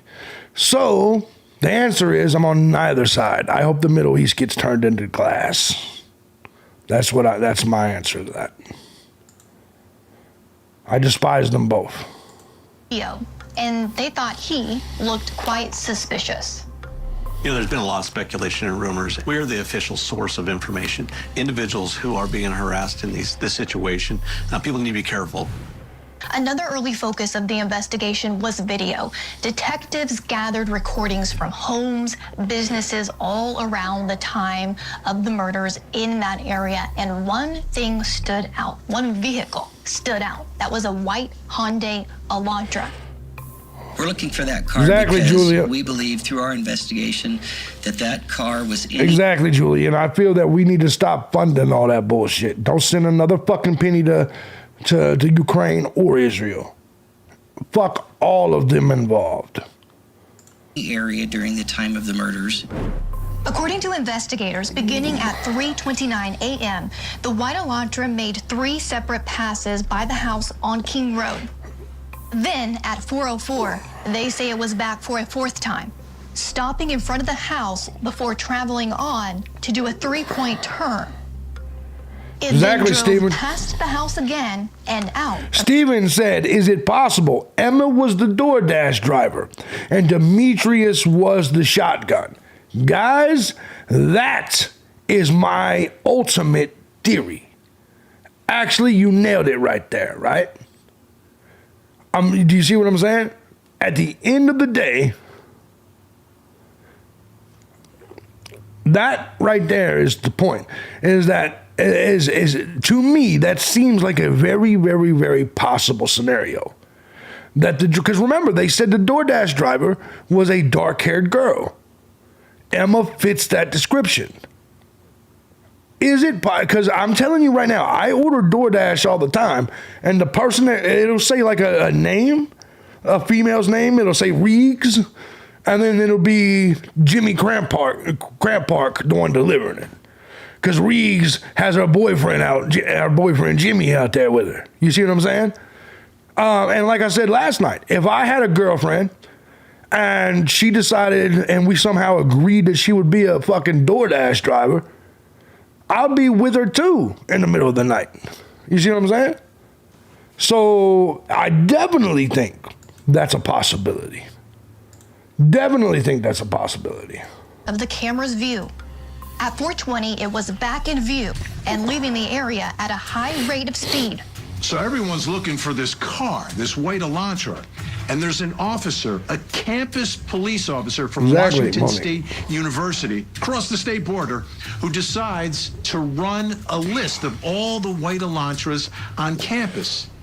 And he finds one. It's registered to a guy named Brian Kohlberger.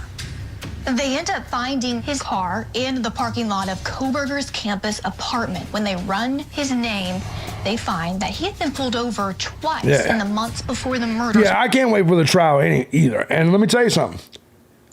If they happen to stream that trial live, which I doubt they will, I assure you we will cover every single second of it on this channel. I will, if the trial for that day is 8 hours long, I will be streaming for 8 hours. You see what I'm saying? Even though I have my other channels I have to deal with, this Brian Kohlberger trial is important enough that we will do every single second of it, even the most boring trial moments on this channel. DoorDash would be a great cover for delivering drugs. 100%. 100%. Once in Moscow and once in Pullman. Hello. Sir. Hi, I'm Officer Loangus. Stops being audio and video recorded. I was just slightly into the crosswalk, so you know, yeah, where I'm from Pennsylvania, we actually don't have like crosswalks. Oh. So even if you're kind of slightly, there's a little bit more leeway as well. Like there are a few lines. Like there's one white line and there's another one. Like there's like a certain margin from which you can actually kind of put your vehicle, place your vehicle. During the traffic stop in Moscow, Kohlberger gave the officer his cell phone number. Now, when you get a phone number, it changes. I don't think he was being rude there at all. I think he was being assertive. Somebody said, what does Tyrone mean? I'm not being smart. I honestly don't know. Tyrone is the country I'm from in Ireland. Tyrone means ghetto black person. It doesn't mean all black people. It means ghetto black people. Just like Sharkeisha, if you ever hear me say the word Sharkeisha, it means a ghetto black woman. If you ever hear me say taco vendor, that means Mexican. If you ever hear me say lawn care specialist, that means Mexican. Little hat, tiny hat, Jew. See what I'm saying? So that's the answer to your question. Everything. Because you get access to it in a different way. That's one more piece of evidence, one more piece of the puzzle. Is it enough to see what the puzzle says? Not necessarily, but you're getting closer. According to investigators, Kohlberger's phone records showed that between 2:27 a.m. and 4:48 a.m. the morning of the murders, Kohlberger's phone was turned off or in airplane mode. White Democrats, Mikey said, we call them cucks. We call white Democrats cucks. Because, you know, they're the ones running around screaming, you know, basically pandering to minorities. Black Lives Matter, KB, Black Lives Matter. Shut up, cuck. Or possibly out of battery, but it wasn't connecting to any cell phone tower. Sometimes it's not about evidence. It's about the lack of evidence that actually matters. In this particular case, we had a cell phone that was turned off for a very specific window of time. during a window of time where 4 people were murdered, and he is the singular suspect. That means something. Investigators say that when they looked back at Kohberger's cell phone records in the 5 months Exactly, leading up bro. to the murders, that his phone No, I'm was glad you said it. Gross said, so a man that was planning on doing this crime willingly gives up his phone numbers to the police before the crime. Yes, and think about it. He had been pulled over twice. Question it. Look, man, I struggle to believe Brian Kohberger would drive his vehicle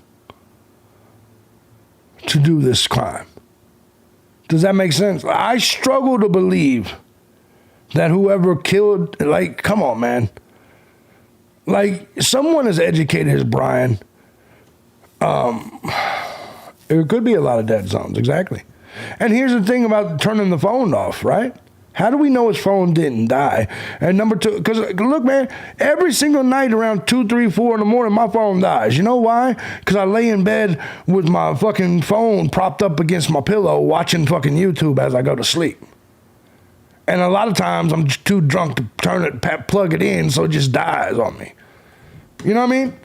It's very likely my phone completely dies around that same time every day. So BK must have been a walking shower curtain. That's another thing. As people talk about the shower curtain, it is possible that when he went home, that he brought it with him or whatever. You know, the shower curtain thing is weird. Only an idiot would drive their car and driving past the residence repeatedly, of course. And I guess that's what this all boils down to. Do you think Brian Kohberger was that stupid? People think it's weird he got a Washington registration 5 days. Well, listen, I'm glad you brought that up, Julia.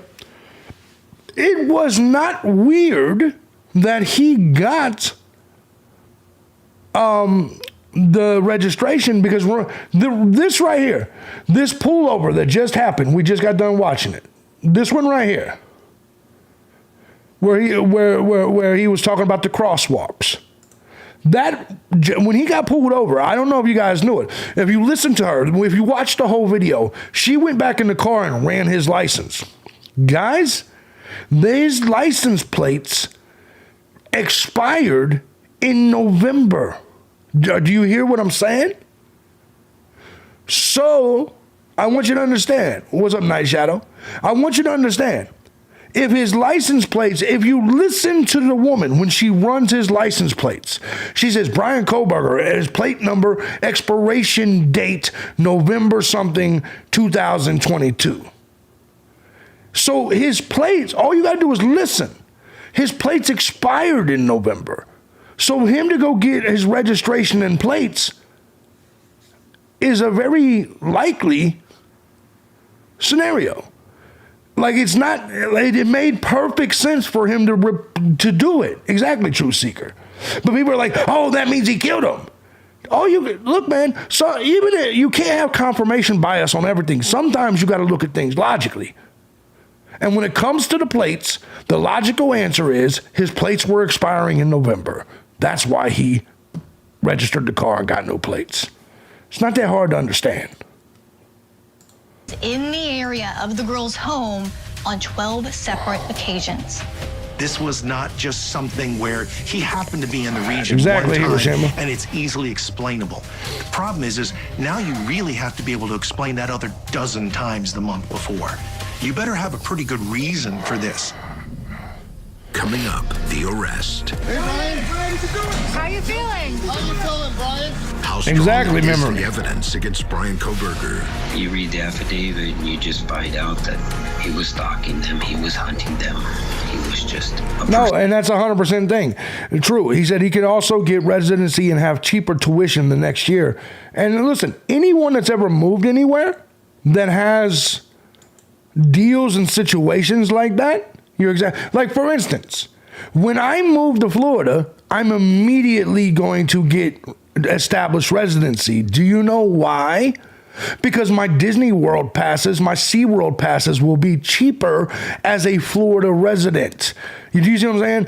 It's not out of the question to, when you move somewhere else, to register there and obtain proof of residency. Cheaper tuition, anything. Like, it's not that hard. It's not that far out there. It's just not. Person looking for an opportunity. Imagine what happens when you're finally able to get the results of the DNA sample. We got this guy.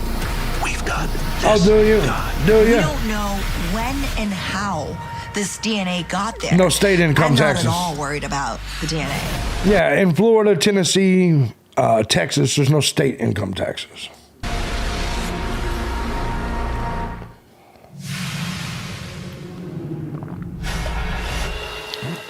And they're good places to start businesses. And I have 2 businesses I'm looking to start in the next year. Which will take me off YouTube a little bit. Not much, because I'll still be running this. But you guys won't notice much of a difference. Last night, in conjunction with the Pennsylvania State Police, You also have a good day, Joanne. detectives arrested 28-year-old Brian Christopher Kohlberger in Albrightsville, Pennsylvania, on a warrant for murders of Ethan, Zana, Madison, and Kaylee. Mr. Kohlberger was taken into custody without incident. The scene was turned over to the FBI Evidence Response Team for processing. According to a Monroe County, Pennsylvania prosecutor, when SWAT arrived at the family home of Brian Kohlberger, they found him standing in his parents' kitchen at 1:30 in the morning. So what? Kohlberger was found. So what? You know how many times I'm standing in my kitchen at 1:30 in the morning, looking at myself like a criminal for whatever snacks I'm eating? That's understandable. Sometimes I'm just standing in the kitchen at 1 o'clock in the morning and wondering where my life's went. It's pretty normal. It's not that big of a deal. Awake in the kitchen area, dressed in shorts and a shirt and wearing Oh, no. latex medical type gloves, and apparently was taking his personal trash and putting it into separate Ziploc baggies. The DNA found on the knife sheath under Madison Mogan's body was the piece of the puzzle investigators needed. 3 days before Kohlberger's arrest, detectives used trash from Kohlberger's parents' home for a DNA sample that turned out to be a match to the suspected killer's father. Imagine what happens when you're finally able to get the results of the DNA sample that you pull from the father. You can just hear the champagne popping. This is a quad murder. That has to be elation in that squad room, in that war room, when there's... That's the point. Did you ever think that maybe these people wanted that victory so much they didn't even think about the actual DNA? What if the DNA was wrong? Or what if the DNA wasn't really revealing who did the killing? You see what I'm saying? Like, they were so pumped up, so happy, like, yeah, we solved the case. Did you? Did you?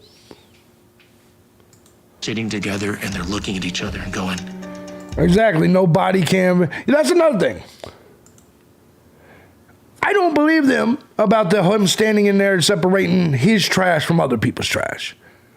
Brian Kohlberger seems like the type that would... I believe Brian Kohlberger is the type that would recycle. You see what I'm saying? Was he separating his trash from the parents' trash? Or was he... no, it won't be a brothel and a bar.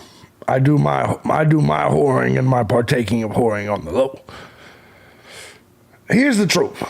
Look, man, is it possible that he's just one of those motherfuckers that sit in there and pull shit out to recycle? Me personally, I think it's gay as shit. I think it's gay as shit. Like, I couldn't imagine digging in trash and doing a recyclable bin and all that. But I'm also a single dude that lives alone, that drinks a lot. How can I send you a screenshot showing something that states Emma delivered food in New Brett? Email. Let me type it in the chat room for you. Or you can text me, either one. There you go. There you go. There's an email. So I don't know, man. I struggle. Dude eats tofu. Enough said. Yeah, exactly. If you're that gay where you're walking around here eating tofu and shit, I believe that you're digging through the thing at 1 o'clock in the morning, OCD and wanting to fucking recycle and shit with gloves on. I believe it. I believe it. We got this guy. We've got this guy. After Brian Kohberger was taken into custody in Pennsylvania, exactly, he met Julia. with an attorney who said publicly that Kohberger told him he believed that he would be exonerated. He is very intelligent. In my hour conversation with him, that comes off. I can tell that. And he understands where we are right now. Hey, Brian. How you feeling? How you feeling, Brian? Even though Brian Kohberger wasn't fighting extradition, he still had to appear in a Pennsylvania courtroom. I was inside of that courtroom when he walked in. Louis. And everyone was able to see him for the first time. Let me give a shout out to Louis, who sent 2082. He said, great show, bro. Thank you, brother. Thank you. His mother broke down into tears. The Kohberger family, they were sitting on the front row of that courtroom. The DoorDash should bother you. The reality of this is DoorDash was there. Look, man, what are the odds that the DoorDash was there at the same time as a quadruple homicide and had nothing to do with the quadruple homicide? I want you to think about it. I want you to think about it. Exactly, Hiroshima. I want you to think about it for just a second. Let's say Brian Kohberger hadn't been caught. Let's say for just a second, we were sitting here talking and we were like, you know, these 4 motherfuckers got murdered down the street, right? And people were like, well, who was there? Well, there was a DoorDash delivery that happened at the scene of the crime at the exact same time that they are saying that the crime happened.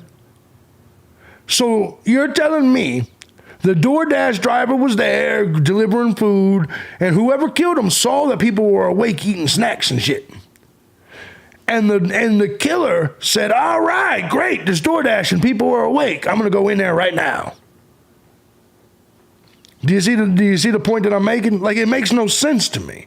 In a regular situation, if we were just talking and shooting the shit, and a murder happened down the block, and we found out that the only people that were there that didn't live there was a DoorDash driver at the exact time, every last one of us would say, well, that's it. The DoorDash driver did it. That's it. The DoorDash driver did it. Now, I don't know if that's the case, but it sounds pretty fucking logical. There's only one person confirmed to be there that night that wasn't supposed to be there. And that's the DoorDasher. Well, like, that didn't live there. And that's the DoorDasher. So, and I know a lot of people keep saying it was a chick. Well, that's cool, because that's fine. That doesn't mean the chick didn't have somebody with her. That does not mean she didn't have someone with her. Did you hear the DoorDash crime where the driver, a former felon, delivered food to a single girl, raped her, and bit 4 of her fingers off? Ah, man, that's brutal. I did not. What's up, Robert? Long time no see. Louis, 2082, thank you, brother. Sure to make that eye contact with them, and he kept looking at them.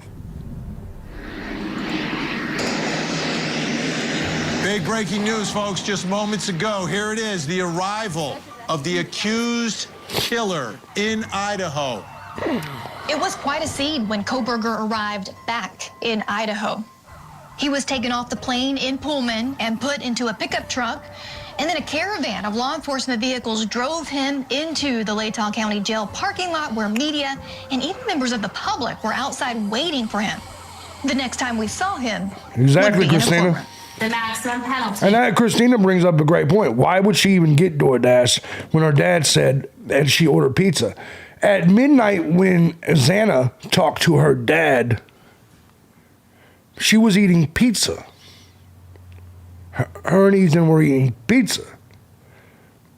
Xana don't seem like a fat bitch. And I'm going to be honest with you. I am fat. Thank you, Robert. I am fat, and I highly doubt I'm going to eat a pizza at midnight and order DoorDash and be hungry enough to order DoorDash by 2:45 when the orders stop going in. DoorDash is a plant, says Robert. So I agree, you know, and you can give DoorDash. That's a very good point. Was she drunk? That's possible. Don't get me wrong. It is possible that she was just that fucked up. But let me just be honest with you. Fit women that take care of their bodies don't eat like that. And I'm going to be honest. All of them girls that lived in that house look like they took care of their bodies. To see them overdosing on carbs in the middle of the night just doesn't seem likely to me. It just doesn't seem likely to me. But that's, you know, that's just my theory. For that offense, if you plead guilty It could or have are found guilty. been, Reek said it could have been Ethan. He was a good growing, he was a growing lad. That's a good point. Is up to death and or imprisonment for life. Do you understand? Yes. Unlike in his Pennsylvania appearance, where Kohberger looked back to see his family in the courtroom, he seemed to make a point in Idaho not to do so, likely because he knew the victims' families would be in the gallery. I feel like he's scared to look at me in the eyes and start to understand what's Could have been about dessert. to happen That's to true. him. You know, he picked the wrong family. So once the suspect appears in court, prosecutors release the probable cause affidavit, and this stuff is filled with Oh, you guys are right. They definitely could have. Ethan's a young, growing boy. And you're right. They could have been just super smashed and super high and said, fuck it. Do you see what I'm saying? You're 100% right. I could be wrong. You can be, I mean, they could have just been super fucked up. So I agree with you completely. They could have been that. I'm not saying 100% there's no way she ordered the DoorDash. I'm not saying that at all. I could be completely wrong, and they could have just been fat fucks that night. Detail after detail after detail, things we didn't know. 18 pages worth. And at that point, the public got some answers. But more importantly, the families finally got some answers. You read the affidavit and you just find out that nobody understands exactly why, but he was stalking them, he was hunting them. The affidavit in this case lays out the evidence against Brian Kohberger, but there is a gag order here, so we don't know everything the prosecution has. But a lot of people think he's the guy, he must be guilty. But there's a long way to go, and a lot of people think that this case isn't a slam dunk. It's absolutely not disgusting. a slam This guy does not have a presumption of innocence. He has the assumption of guilt. Bam! Bam! I'm Sarah Azari. I'm a criminal trial attorney in Los Angeles. I'm currently a legal analyst for News Nation, and I am the host of the Presumption podcast. You know, pre-trial convictions of high-profile... So that bitch works for News Nation? She seems legit as fuck, and she's hot. Why do we gotta always see Cooper Duper and fucking Bumfield when we tune into News Nation? How come that woman that works for News Nation is not the woman we see when we tune into News Nation? Is it because she is pro-innocent until proven guilty and News Nation wants to give us a fucked up narrative? And Cooper Duper drooling all over the place? Defendants in high-profile cases is nothing new, but Kohberger is a whole other level. And I think not only we found him guilty of slaying the 4 Idaho students, but we've decided that he's going to get the death penalty. Yep. The most significant piece of evidence for prosecutors is the DNA of the defendant found on the knife sheath of the alleged murder weapon located underneath victim Madison Mogan's body. We don't know when and how this DNA got there. So if Brian Kohberger is person A and he touches this knife sheath, and then somehow this knife sheath is Yeah, didn't we take a vote here and we decided her name was Coming Dumpster? Cooper Duper just sounds so funny to me, so I continuously say it. But I could have swore we did a poll on the channel and we decided her name was Coming Dumpster. I need to get with the program. I got to start calling her Coming Dumpster. But the Cooper Duper shit is just, it just flows out. It just flows the fuck out. Picked up by somebody else. I mean, he could touch it, he could handle it, it could be anything. And then that person then somehow is in this Kings Road home. That is a perfect explanation of how Kohberger's DNA was on that knife sheet. God, she's hot. Please put her back on there instead of Coming Dumpster and fucking Bumfield. Like, why is this not the lady that News Nation is presenting to us? I'd watch News Nation every goddamn day. Is insufficient to place him in that home, let alone to place the murder weapon in his hands. That's why I'm not at all worried about the DNA. Coming Dumper, yes. Coming Dumper. I'm Tiffany Roy, and I'm a forensic DNA expert. I work privately in the area of forensic DNA and forensic biology. That motherfucker said Coming Dumper. You know what's funny? You know there's the gas stations Come and Go, right? I stock up on their hats and their shirts. I got a whole Come and Go outfit. I love that gas station. Love the cups. I just love the Come and Go. You know what I'm saying? You know, what's up, Cheryl? Hope you're doing good. Coming Dumper. I like that. I like that Coming Dumper. Ooh, that's I like that. I like that. I've been doing this work for 17 years. DNA can be transferred onto items that people have never contacted and never touched. That can be found in rooms where people have never set foot. He may never have touched that sheath, and his DNA could have been transferred there by some contact with another item or another person. We can't tell how it got there. We can't tell when it got there. Or it could be there because he committed this quadruple murder and took the lives of these 4 students. Hey, you and are maybe when Texas. he was closing the snap, his thumb touched it before he even showed up at the murder scene. And maybe that knife sheath got loose because those girls were fighting for their lives. Bird shit, 2024. Now, you take that evidence in conjunction with all the other evidence, including those phone records. Yes, the DoorDash stopped taking orders actually at 2:45 that night. Still wondering if Ann Taylor will sell him out. She's a public defender. It's possible. Why aren't lawyers dropping to his feet to represent him for publicity? Yeah, I have no clue. Listen, it's a public defender. The fact that Brian Kohberger does not have a paid lawyer, a paid private lawyer, is fucking insane to me. It is completely insane to me. Lewis. But the DoorDash stopped taking orders at 2:45.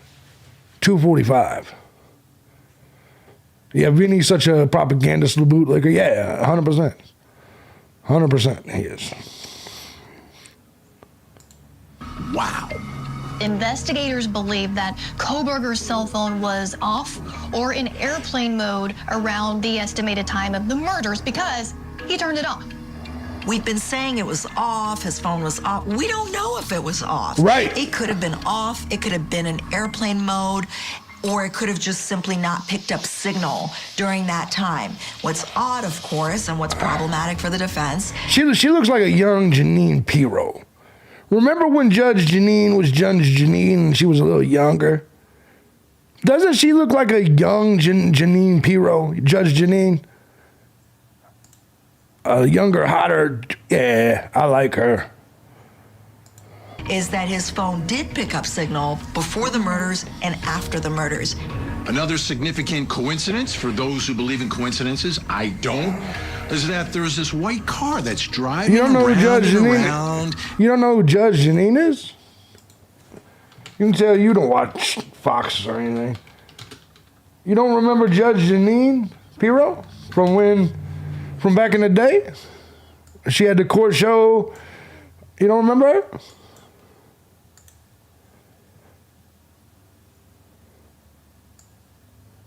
She just kind of reminds me of her.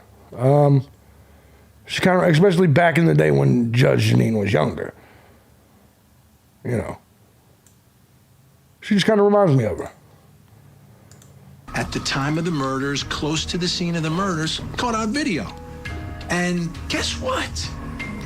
The defendant, the suspect, the accused, what does he drive? Exactly. The vibe. The car's driving around, but then suddenly, during the window of the murders, we don't know where this car was. We don't know where it was parked. We just know nothing about the car. Identification of the Hyundai Elantra as, like, the suspect vehicle, that's a problem.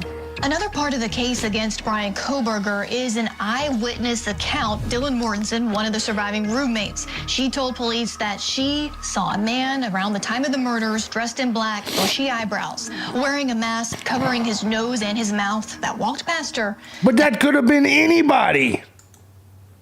For fuck's sake, man. Every dude I know has bushy eyebrows, you know, unless you're a homo. Do you know why? Because us dudes do not fucking touch our eyebrows. Us dudes, unless you're a homo, does not, you know, every once in a while, I'll take the clippers when I'm cutting my hair and hit this little spot right between my damn nose. Just to make sure my shit doesn't connect like a weirdo. But I ain't gonna sit here and line up my eyebrows and shit like that. I ain't gonna sit here with tweezers and shit. And most dudes I know isn't. If I was to walk in and Mikey in the chat room was sitting there plucking his eyebrows, I would tell him to leave. I ain't with that funny shit. Ain't no shame to landscape. Come on, man. Get the... Jesus Christ. You know what's funny? Is when you dudes that manscape and shit, when you find out that us people that don't get just as much pussy. You see what I'm saying? When you find out we get just as much pussy, does that fuck you up? Like, does that bother you? I'm just being honest. I do all this manscaping and pluck my eyebrows and shave my pubes and, you know, shave my asshole. And then you find out I just walk around with my drawers drunk and still get my dick sucked. It must bother some people. Down the hallway.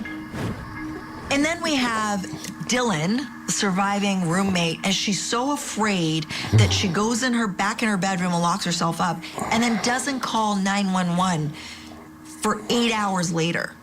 Okay, that is I saw that, Louis. Highly unusual. We look to expected behavior, expected response, reasonable response. That is what makes sense to jurors. Jurors are normal people. So you tell them a story, it better make sense, right? And it doesn't make sense. Credibility always matters with witnesses. And this witness comes across as credible. Is she flawed? Yes.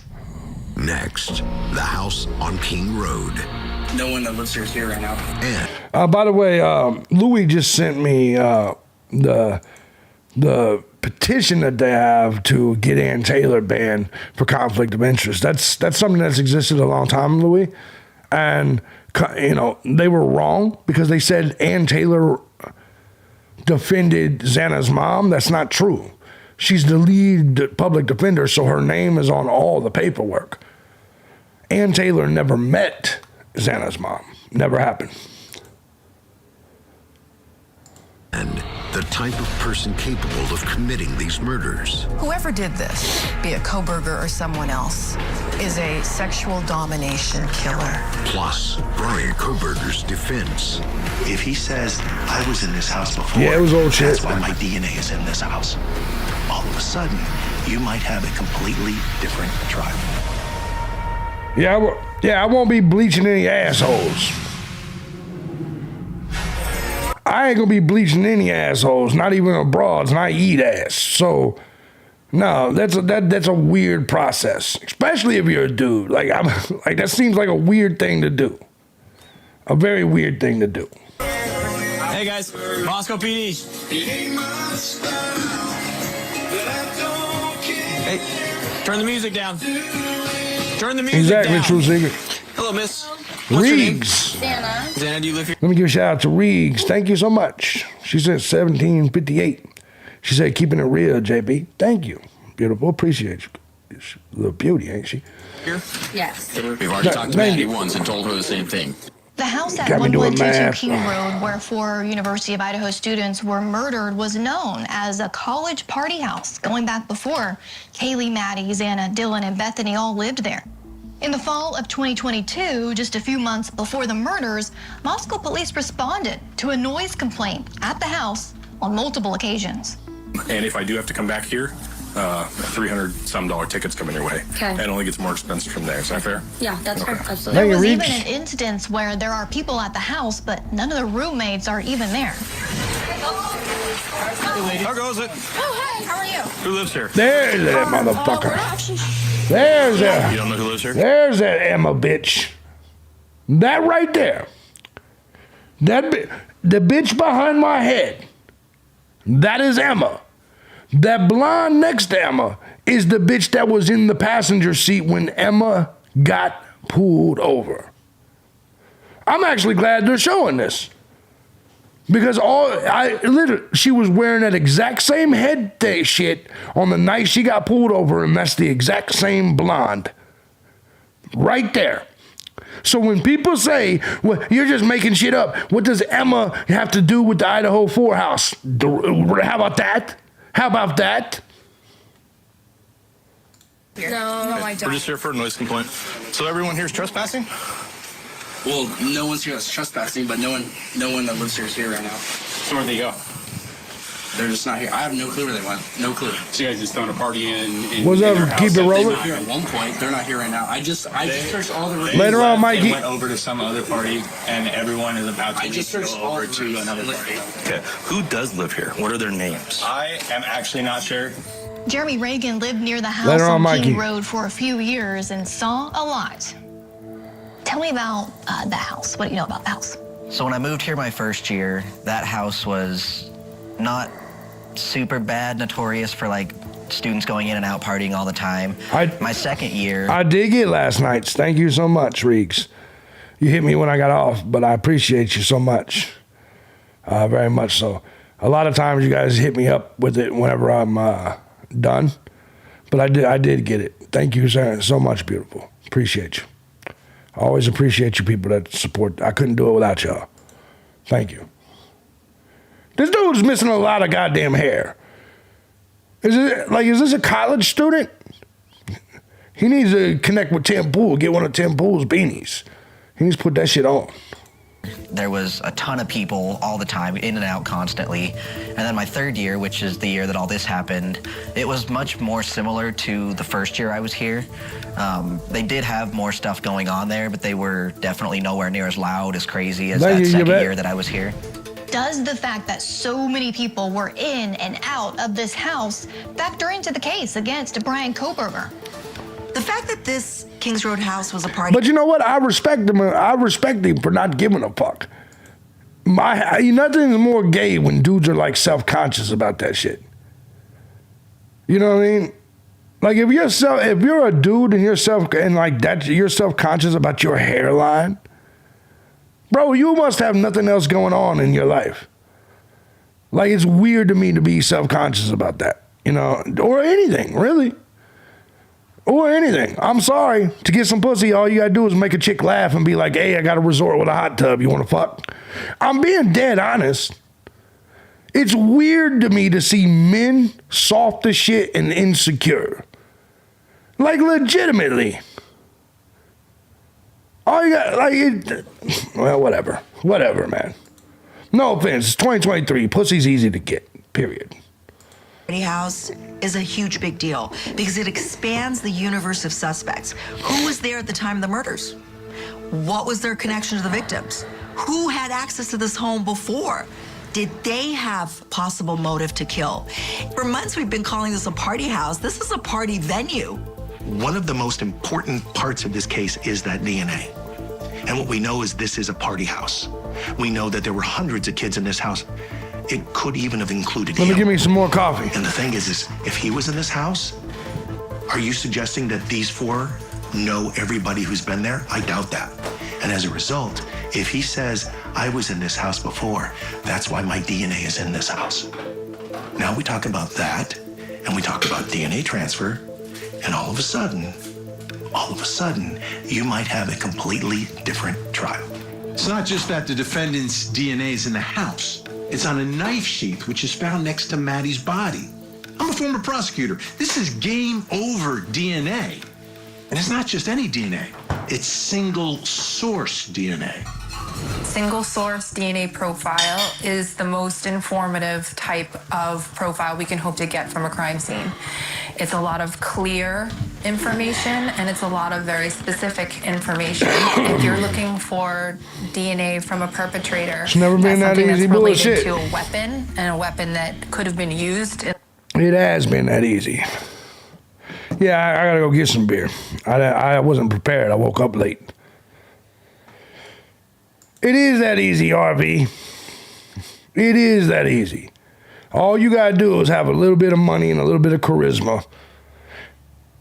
I'm being dead honest. I have a 38-year-old neighbor trying to hit me up. I'm 62. I don't know. I'm just being honest, man. To get some pussy, it's not that hard. In the commission of this crime, it would be a very rare event for anyone else to match with a single source male DNA profile. So it's very strong evidence. Brian Koberger. After graduating from DeSales University in the spring of 2022, Brian Koberger was accepted into the criminology PhD program at Washington State University. At the time of the Idaho. Sorry, man. These women been passing out their pussy like over. Look, man. That's why the value of it plummets. They're just flooding the market with it. Flooding it. It's just everywhere. Just being honest. Just being honest. Yeah, it depends on your standards, but I'm saying pussy in general. And no, it doesn't really depend on it that much. Women tend to want the same shit. Women tend to want the same shit. I don't care how liberal and retarded these motherfuckers are now. Protection, provision, and they want to laugh. And then if you can dick them right, it's not that hard. It's not that hard. But hey, maybe I've just been lucky all my life. All I'm going to say is at 43 years old, I don't think I'm the best looking I've ever been in my life. Do you see what I'm saying? But I get more pussy now than I did when I was an athlete. Gee, I wonder why that is. Idaho student murders, Koberger was a teaching assistant. And a few of his students came forward to say they noticed a difference in his behavior after the murders. Exactly, Sassy. No reason to connect him to that, at the time, but definitely around then. I ain't got time to chase. Grading everybody just that shit to do. He seemed preoccupied, is what I would have said at the time. He would come in, be there for 10 minutes, leave, not say much. So he didn't really do that much, but you could tell there was some off about him. Right. What's still unclear is the prosecution's theory as to why he would want to kill these young people and what, if any, was the connection. Motive is not an element of crime or murder, but of course, every inquiring mind wants to know why. Why would Brian Koberger do this to four innocent victims, college students? Critical Thinking Cap says, have an awesome night, everyone. Making sauce and cookies. What the fuck is sauce and cookies? I forgot some of you people are foreign weirdos. Like, y'all got, like, different fucking ideas of what, like, chips and cakes and cookies are. What the fuck is sauce and cookies? Sauce doesn't go on cookies. Exactly, that's the key to getting pussy. You don't chase. Sauce and cookies. What is that? Did any of the murdered work? No, yeah, they all worked, Gina. Two of them, I believe, worked at the vegan place. It's like an old catcher's mitt. Okay, act like everyone else. Probably just spaghetti then cookies. Okay. Yeah. So, okay, that makes sense. So spaghetti and then like cookies for dessert. Okay. Oh, God. What's up, girl? Look at you. Give me just a second. Yeah. I like that woman back there. I like that woman. Could the state go to trial without motive? Absolutely. Okay, but critical thinking cap. And the problem here is that we don't even have a connection to these victims. Forget about motive. Steve Gonsalves, Kaylee's father, believes there's a good chance the murderer was tracking Kaylee and or her best friend Maddie. Now that's one of them looks they give you when they want you to hit them with the facial.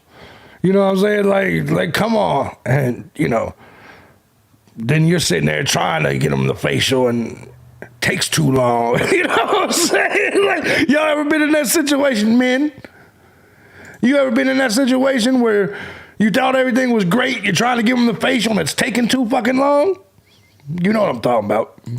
And some of you ladies know what I'm talking about. Y'all just sitting there embarrassed and shit with your mouth open and shit.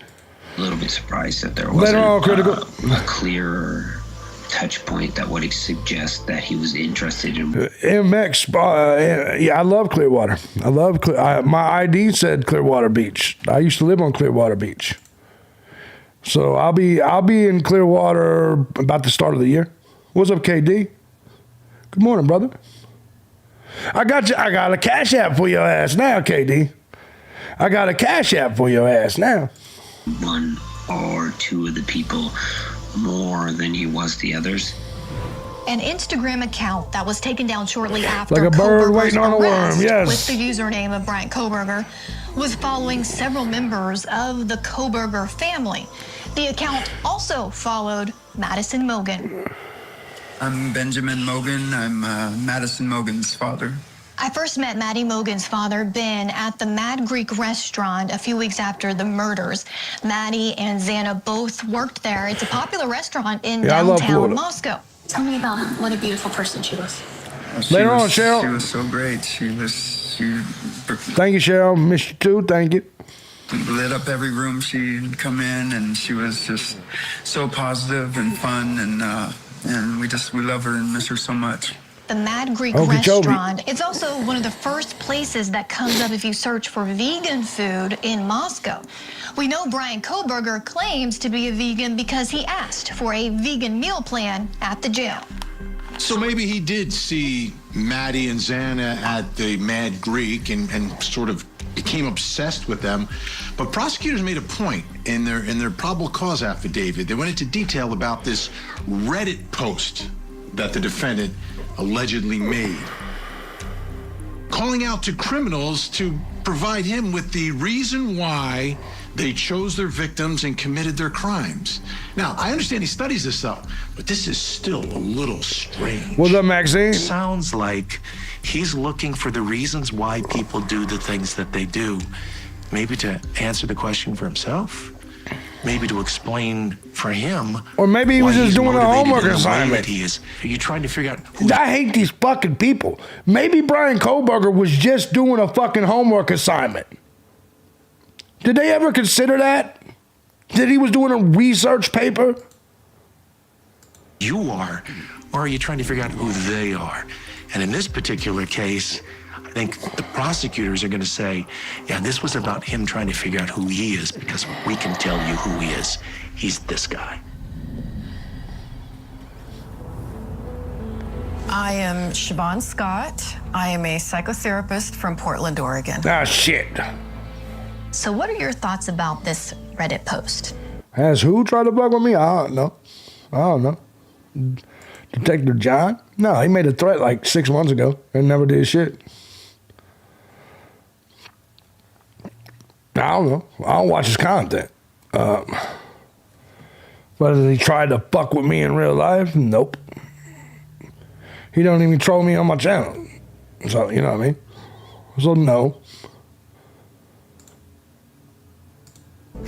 I see a theme with him for years in his online writings of going back and trying to make sense out of himself.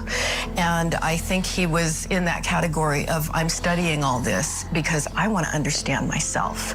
And so I think that was driving his research.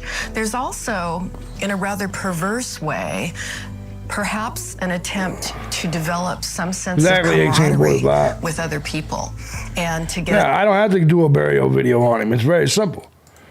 Bro, they don't want you to be a detective no more. Now you got to be a sidekick on somebody, on some wannabe's YouTube channel. End of story. You lose. You know what I mean? You lose. You aren't a detective. You're a wannabe YouTuber. Just say it. So no, I ain't worried about that. A sense of maybe I'm really not the only one who has these thoughts and feelings and experiences. What do his studies tell you about Bryan Kohberger? It's not that unusual for There you sadistic go, Ramon. killers to study criminology. We think of the BTK killer in Kansas, the Golden State killer in California. Both had criminology degrees, and the California killer did go on to become a law enforcement officers, and there have been quite a few others. So I think there are three reasons people study criminology. The first is because they're altruistic and they really want to make the world a safer place. So they have good motivations. The second reason is because they're absolutely fascinated by the criminal mind, which can be Sorry to hear that, reason, Ramon. but the dark side of that is they're trying to figure themselves out. And the third reason is because they have a plan to commit crimes, and they're studying police tactics and procedures so that they can become a better criminal. And if Kohberger is the killer, I think those second two reasons would be at play. Whoever did this, be it Kohberger or someone else, is a sexual domination killer. And this is someone that's created a sadistic theatrical production based on fantasy. All he has to do, or any of these fuckface YouTubers have to do, is contact me and tell me they want to debate me. I'll bring any of them on my channel and debate any of them on any of this. That's just the truth. None of them will, though. None of them will, because it's just reality. In a one-on-one debate, they would get eaten up. That he's had for many years. Now, the fantasies serve to meet his emotional needs, to express rage at women, and to have a sense of godlike power, because others' vulnerability makes him feel invincible, and their deaths make him feel like a god. Coming up, the legal battle ahead as prosecutors seek the death penalty. To have a full Exactly. How was this a sexual domination killing when there was no sexual assault? But this is the type of bullshit that they say. They don't care how it sounds. defense, he absolutely needs to know that this investigation against him was 100% according to protocol. Plus, remembering the victims.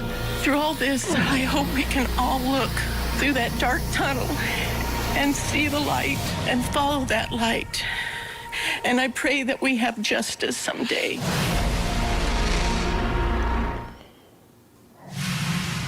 It's almost done. Since his arrest in December 2022, Bryan Kohberger has made Later on, Amanda, thank you so much, beautiful. a number of court appearances, and his defense team has filed a number of motions challenging everything from the grand jury indictment against It's him almost over to anyway. how the investigators processed the DNA found at the crime scene. They didn't get a hit What's up, Slow for D? the DNA that was found at the crime scene with the national How you doing? database. So they moved to a public database, one of those genealogy databases, and they got a hit. And it was for the suspect's father. But now the defense is taking a closer look at that, saying, well, wait a minute. We want to know, and we want to see exactly how you Good tested to see you, Sleuthie. How you been doing, beautiful? Hope you've been all right. all of this DNA to get that result. What's up, Rosanna? What's going on in Bryan Kohberger's case that's very concerning is the government does not want to turn over in discovery what all was searched, what databases were searched, and what records were obtained. When you're talking about a defendant's right to a fair trial and his due Look, process. when you're sitting here and you're looking at 10 requests for discovery and they still haven't turned it over, goddamn, she's hot. It's clear that they're trying to screw over Bryan Kohberger. There's just no way around it. 10 requests for fucking discovery? And his Sixth Amendment to have a full defense. He absolutely needs to know that this investigation against him was 100% according to protocol and that there was integrity in this investigation. The defendant apparently Cool has as an up, alibi. speculation. Now, a little strange here. They say, his attorneys, that he likes to go out at night and in the early morning hours and sort of drive around, and that's what he was doing at the time of the murders. Couldn't have done it. Kohberger's alibi is that he wasn't at the crime scene, but instead he was driving around alone. That statement of his alibi doesn't tell us obviously exactly what, time. Okay, Ramon, I see your statement. You've made it like 5 times. So I guess you want me to read it out loud, and that's what we're dealing with here. Ramon says, let me try this again. My mom recently passed away and left me and my brother 5 acres of land in Live Oak, Florida, and this is the most boring place. Grew up in South Florida, which I miss very much. I've read your statement, sir. You feel better? We're sorry to hear about your mother. Sorry to hear about the 5 acres of land and a boring place for you, if that's what it is. Like, I don't know why you posted that like 3. Is that what you were waiting on? Me to fucking repeat it? Well, I've done it. There you go.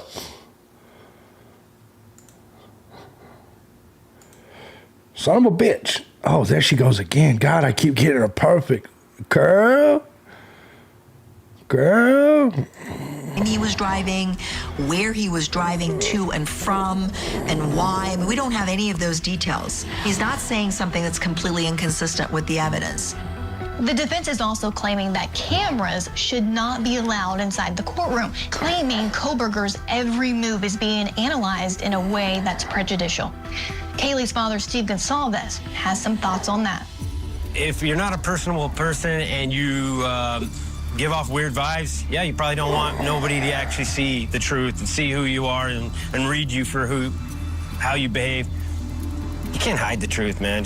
I'm so tired of the secretive and all that stuff. I want this stuff to be out in the open. I want all the evidence out. I want it to be clear. I want the community to look at that evidence. And Ms. Taylor, is Mr. Kohberger prepared to admit to these charges? Your Honor, we will be standing silent. A plea of not guilty was Okay, endorsed for Ryan interesting. Kohberger after he chose to stand silent. Oh, he said he was correcting a mistake he made and when writing it. Okay. I was just curious because he wrote it 3 times. At his arraignment, his trial is expected to begin sometime in 2024. Kaylee, you will never be forgotten. We will live right for you every day with your mentality in our mind. We love you so much. She embodied her own sunshine, and that's when her skies became limitless. I sent you my heart. What's up, Paco? Most important is love. Like it's the only thing you know how. Nothing even matters except love and human connection. You know, I'm not a big drinker, but maybe I should have something. You're not a big drinker? I was lucky enough to be able to explore life with Maddie. Maddie was the best at spreading love. Distance makes the heart know who you love. Xana was the funniest person I knew and made me laugh every time I spent time with her. Honestly, it's just This documentary was absolute shit. You have impacted so many lives, and I've given... Other than seeing that girl, the Judge Janine chick that, it's not Judge Janine, that works for News Nation. Other than that, we didn't fucking get nothing out of this documentary. They didn't teach us shit. Paco says, can DM and BF be arrested down the road? Yeah, I mean, if there's something we find out that they knew, that they had part in, you know what I mean? What women would allow that many men in and out of their house if something else isn't going on? Exactly. people so much love. You're either whoring or drugging. Ethan was always someone you could count on to make you smile and cheer up your mood. And I feel so lucky to have shared so many great memories with him. Minions, tonight we steal the meal. Sweet love of mine. Through all this, I hope we can all look through that dark tunnel and see the light and follow that light. And I pray that we have justice someday. Well, there you have it, ladies and gentlemen. We have watched the documentary. It's the same as the rest of the boring goddamn documentaries. We didn't learn shit. It's the same shit. It's the same pro-prosecution bullshit. At least we got to hear the fucking other lady. And it's sad and stuff, yeah. The most important event on murder night, K&M's 10 phone calls to Jack D messages. I do think that's an important thing. Why is Sleuthie Goosey in there? Well, why wouldn't she be in there? What the fuck do you mean, why is Sleuthie Goosey in here? Just curious. You got a problem with Sleuthie? Unfortunately, a lot of prejudicial statements are coming from the family, 100%. Another show to make Kohberger look guilty, 100%. 100%. That's exactly what they're doing. Yeah. And Sleuthie is actually one of my biggest news sources on this. I check her. She's the only fucking person I check out. I check her Twitter. Y'all weren't beefing, were y'all? Me and Sleuthie? We've never beefed. Me and Sleuthie have never beefed. Sleuthie Goosey abandoned us. Who are you? She abandoned us? What does that mean? Privilege, I don't know who you are. I agree he's going to get off. I'm sorry, is she your mom or something? What do you mean she abandoned you? Anyway. My dog can't stand me not paying attention to him. He climbed to my face. There you go. Why would I not be in here? Yeah, exactly. Unfortunately, there you go. I think Goosey's phone is gooping up. All right. Like, what the fuck? She abandoned Idaho? Did she live in Idaho or something? Like, I'm confused by what you mean. Anyway. Some of y'all need to get lives, man. Some of you need to get lives. You know. If you are some YouTube commenter, if you believe that another YouTube commenter can abandon you, yeah. You know what I'm saying? Like that, you need a little bit of you know. But hey, whatever. I love Sleuthie. I think she does great work. Great Twitter page. Love her to death. Always have.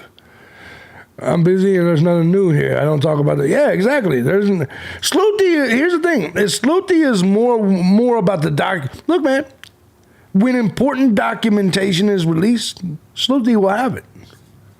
Sleuthie will have that documentation. That's the reality of the whole, she might have been joking around, yeah. That's the reality. Is when there's news, Sleuthie will have the news. It's up to the rest of us YouTubers to do fucking commentary on bullshit. You know. But anyway, guys, I love you. Thank you to everybody that hit the tip jar. How about Jules? I don't fuck with no Jules. I don't fuck with Jules. You know. And I got my reasons. You know. Some people take things too far. All I will say is that when I sit here and flirt with everybody, even people without pictures, and you take it to the point where you really believe that you were something special,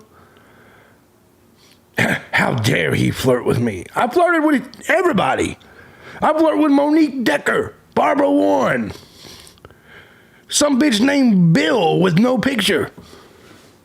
Exactly. Well, thanks, Core TV, for this big nothing new documentary. Exactly. There was nothing. There was nothing. Absolutely nothing. But anyway, that's your answer. That chick took it. Oh, you got me. Yeah. No, you're bald, lady. Stop it. You're bald. If you really believe I was on you, you've lost your goddamn mind. You lost your goddamn mind. But anyways, Core TV cannot beat you real cry fighters at 70. Thank you, guys. Thank you to everybody that hit the tip jar. Thank you to everybody that didn't. You guys are awesome people. If he's innocent, they will never admit they were wrong. I agree with that completely.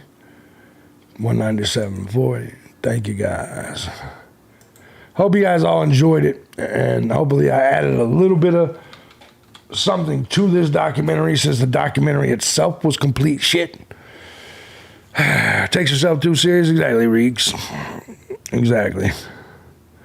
I wonder what kind of documents the defense is going to drop this week. There's always, I think, you're going to see them. Stay 3%, brother. There you go. All right. I love you guys. I'm going to get up out of here. I'm going to go watch porn with my new VR headset. Give me a bunch of whiskey and jack off until morning. I'll see you guys tomorrow.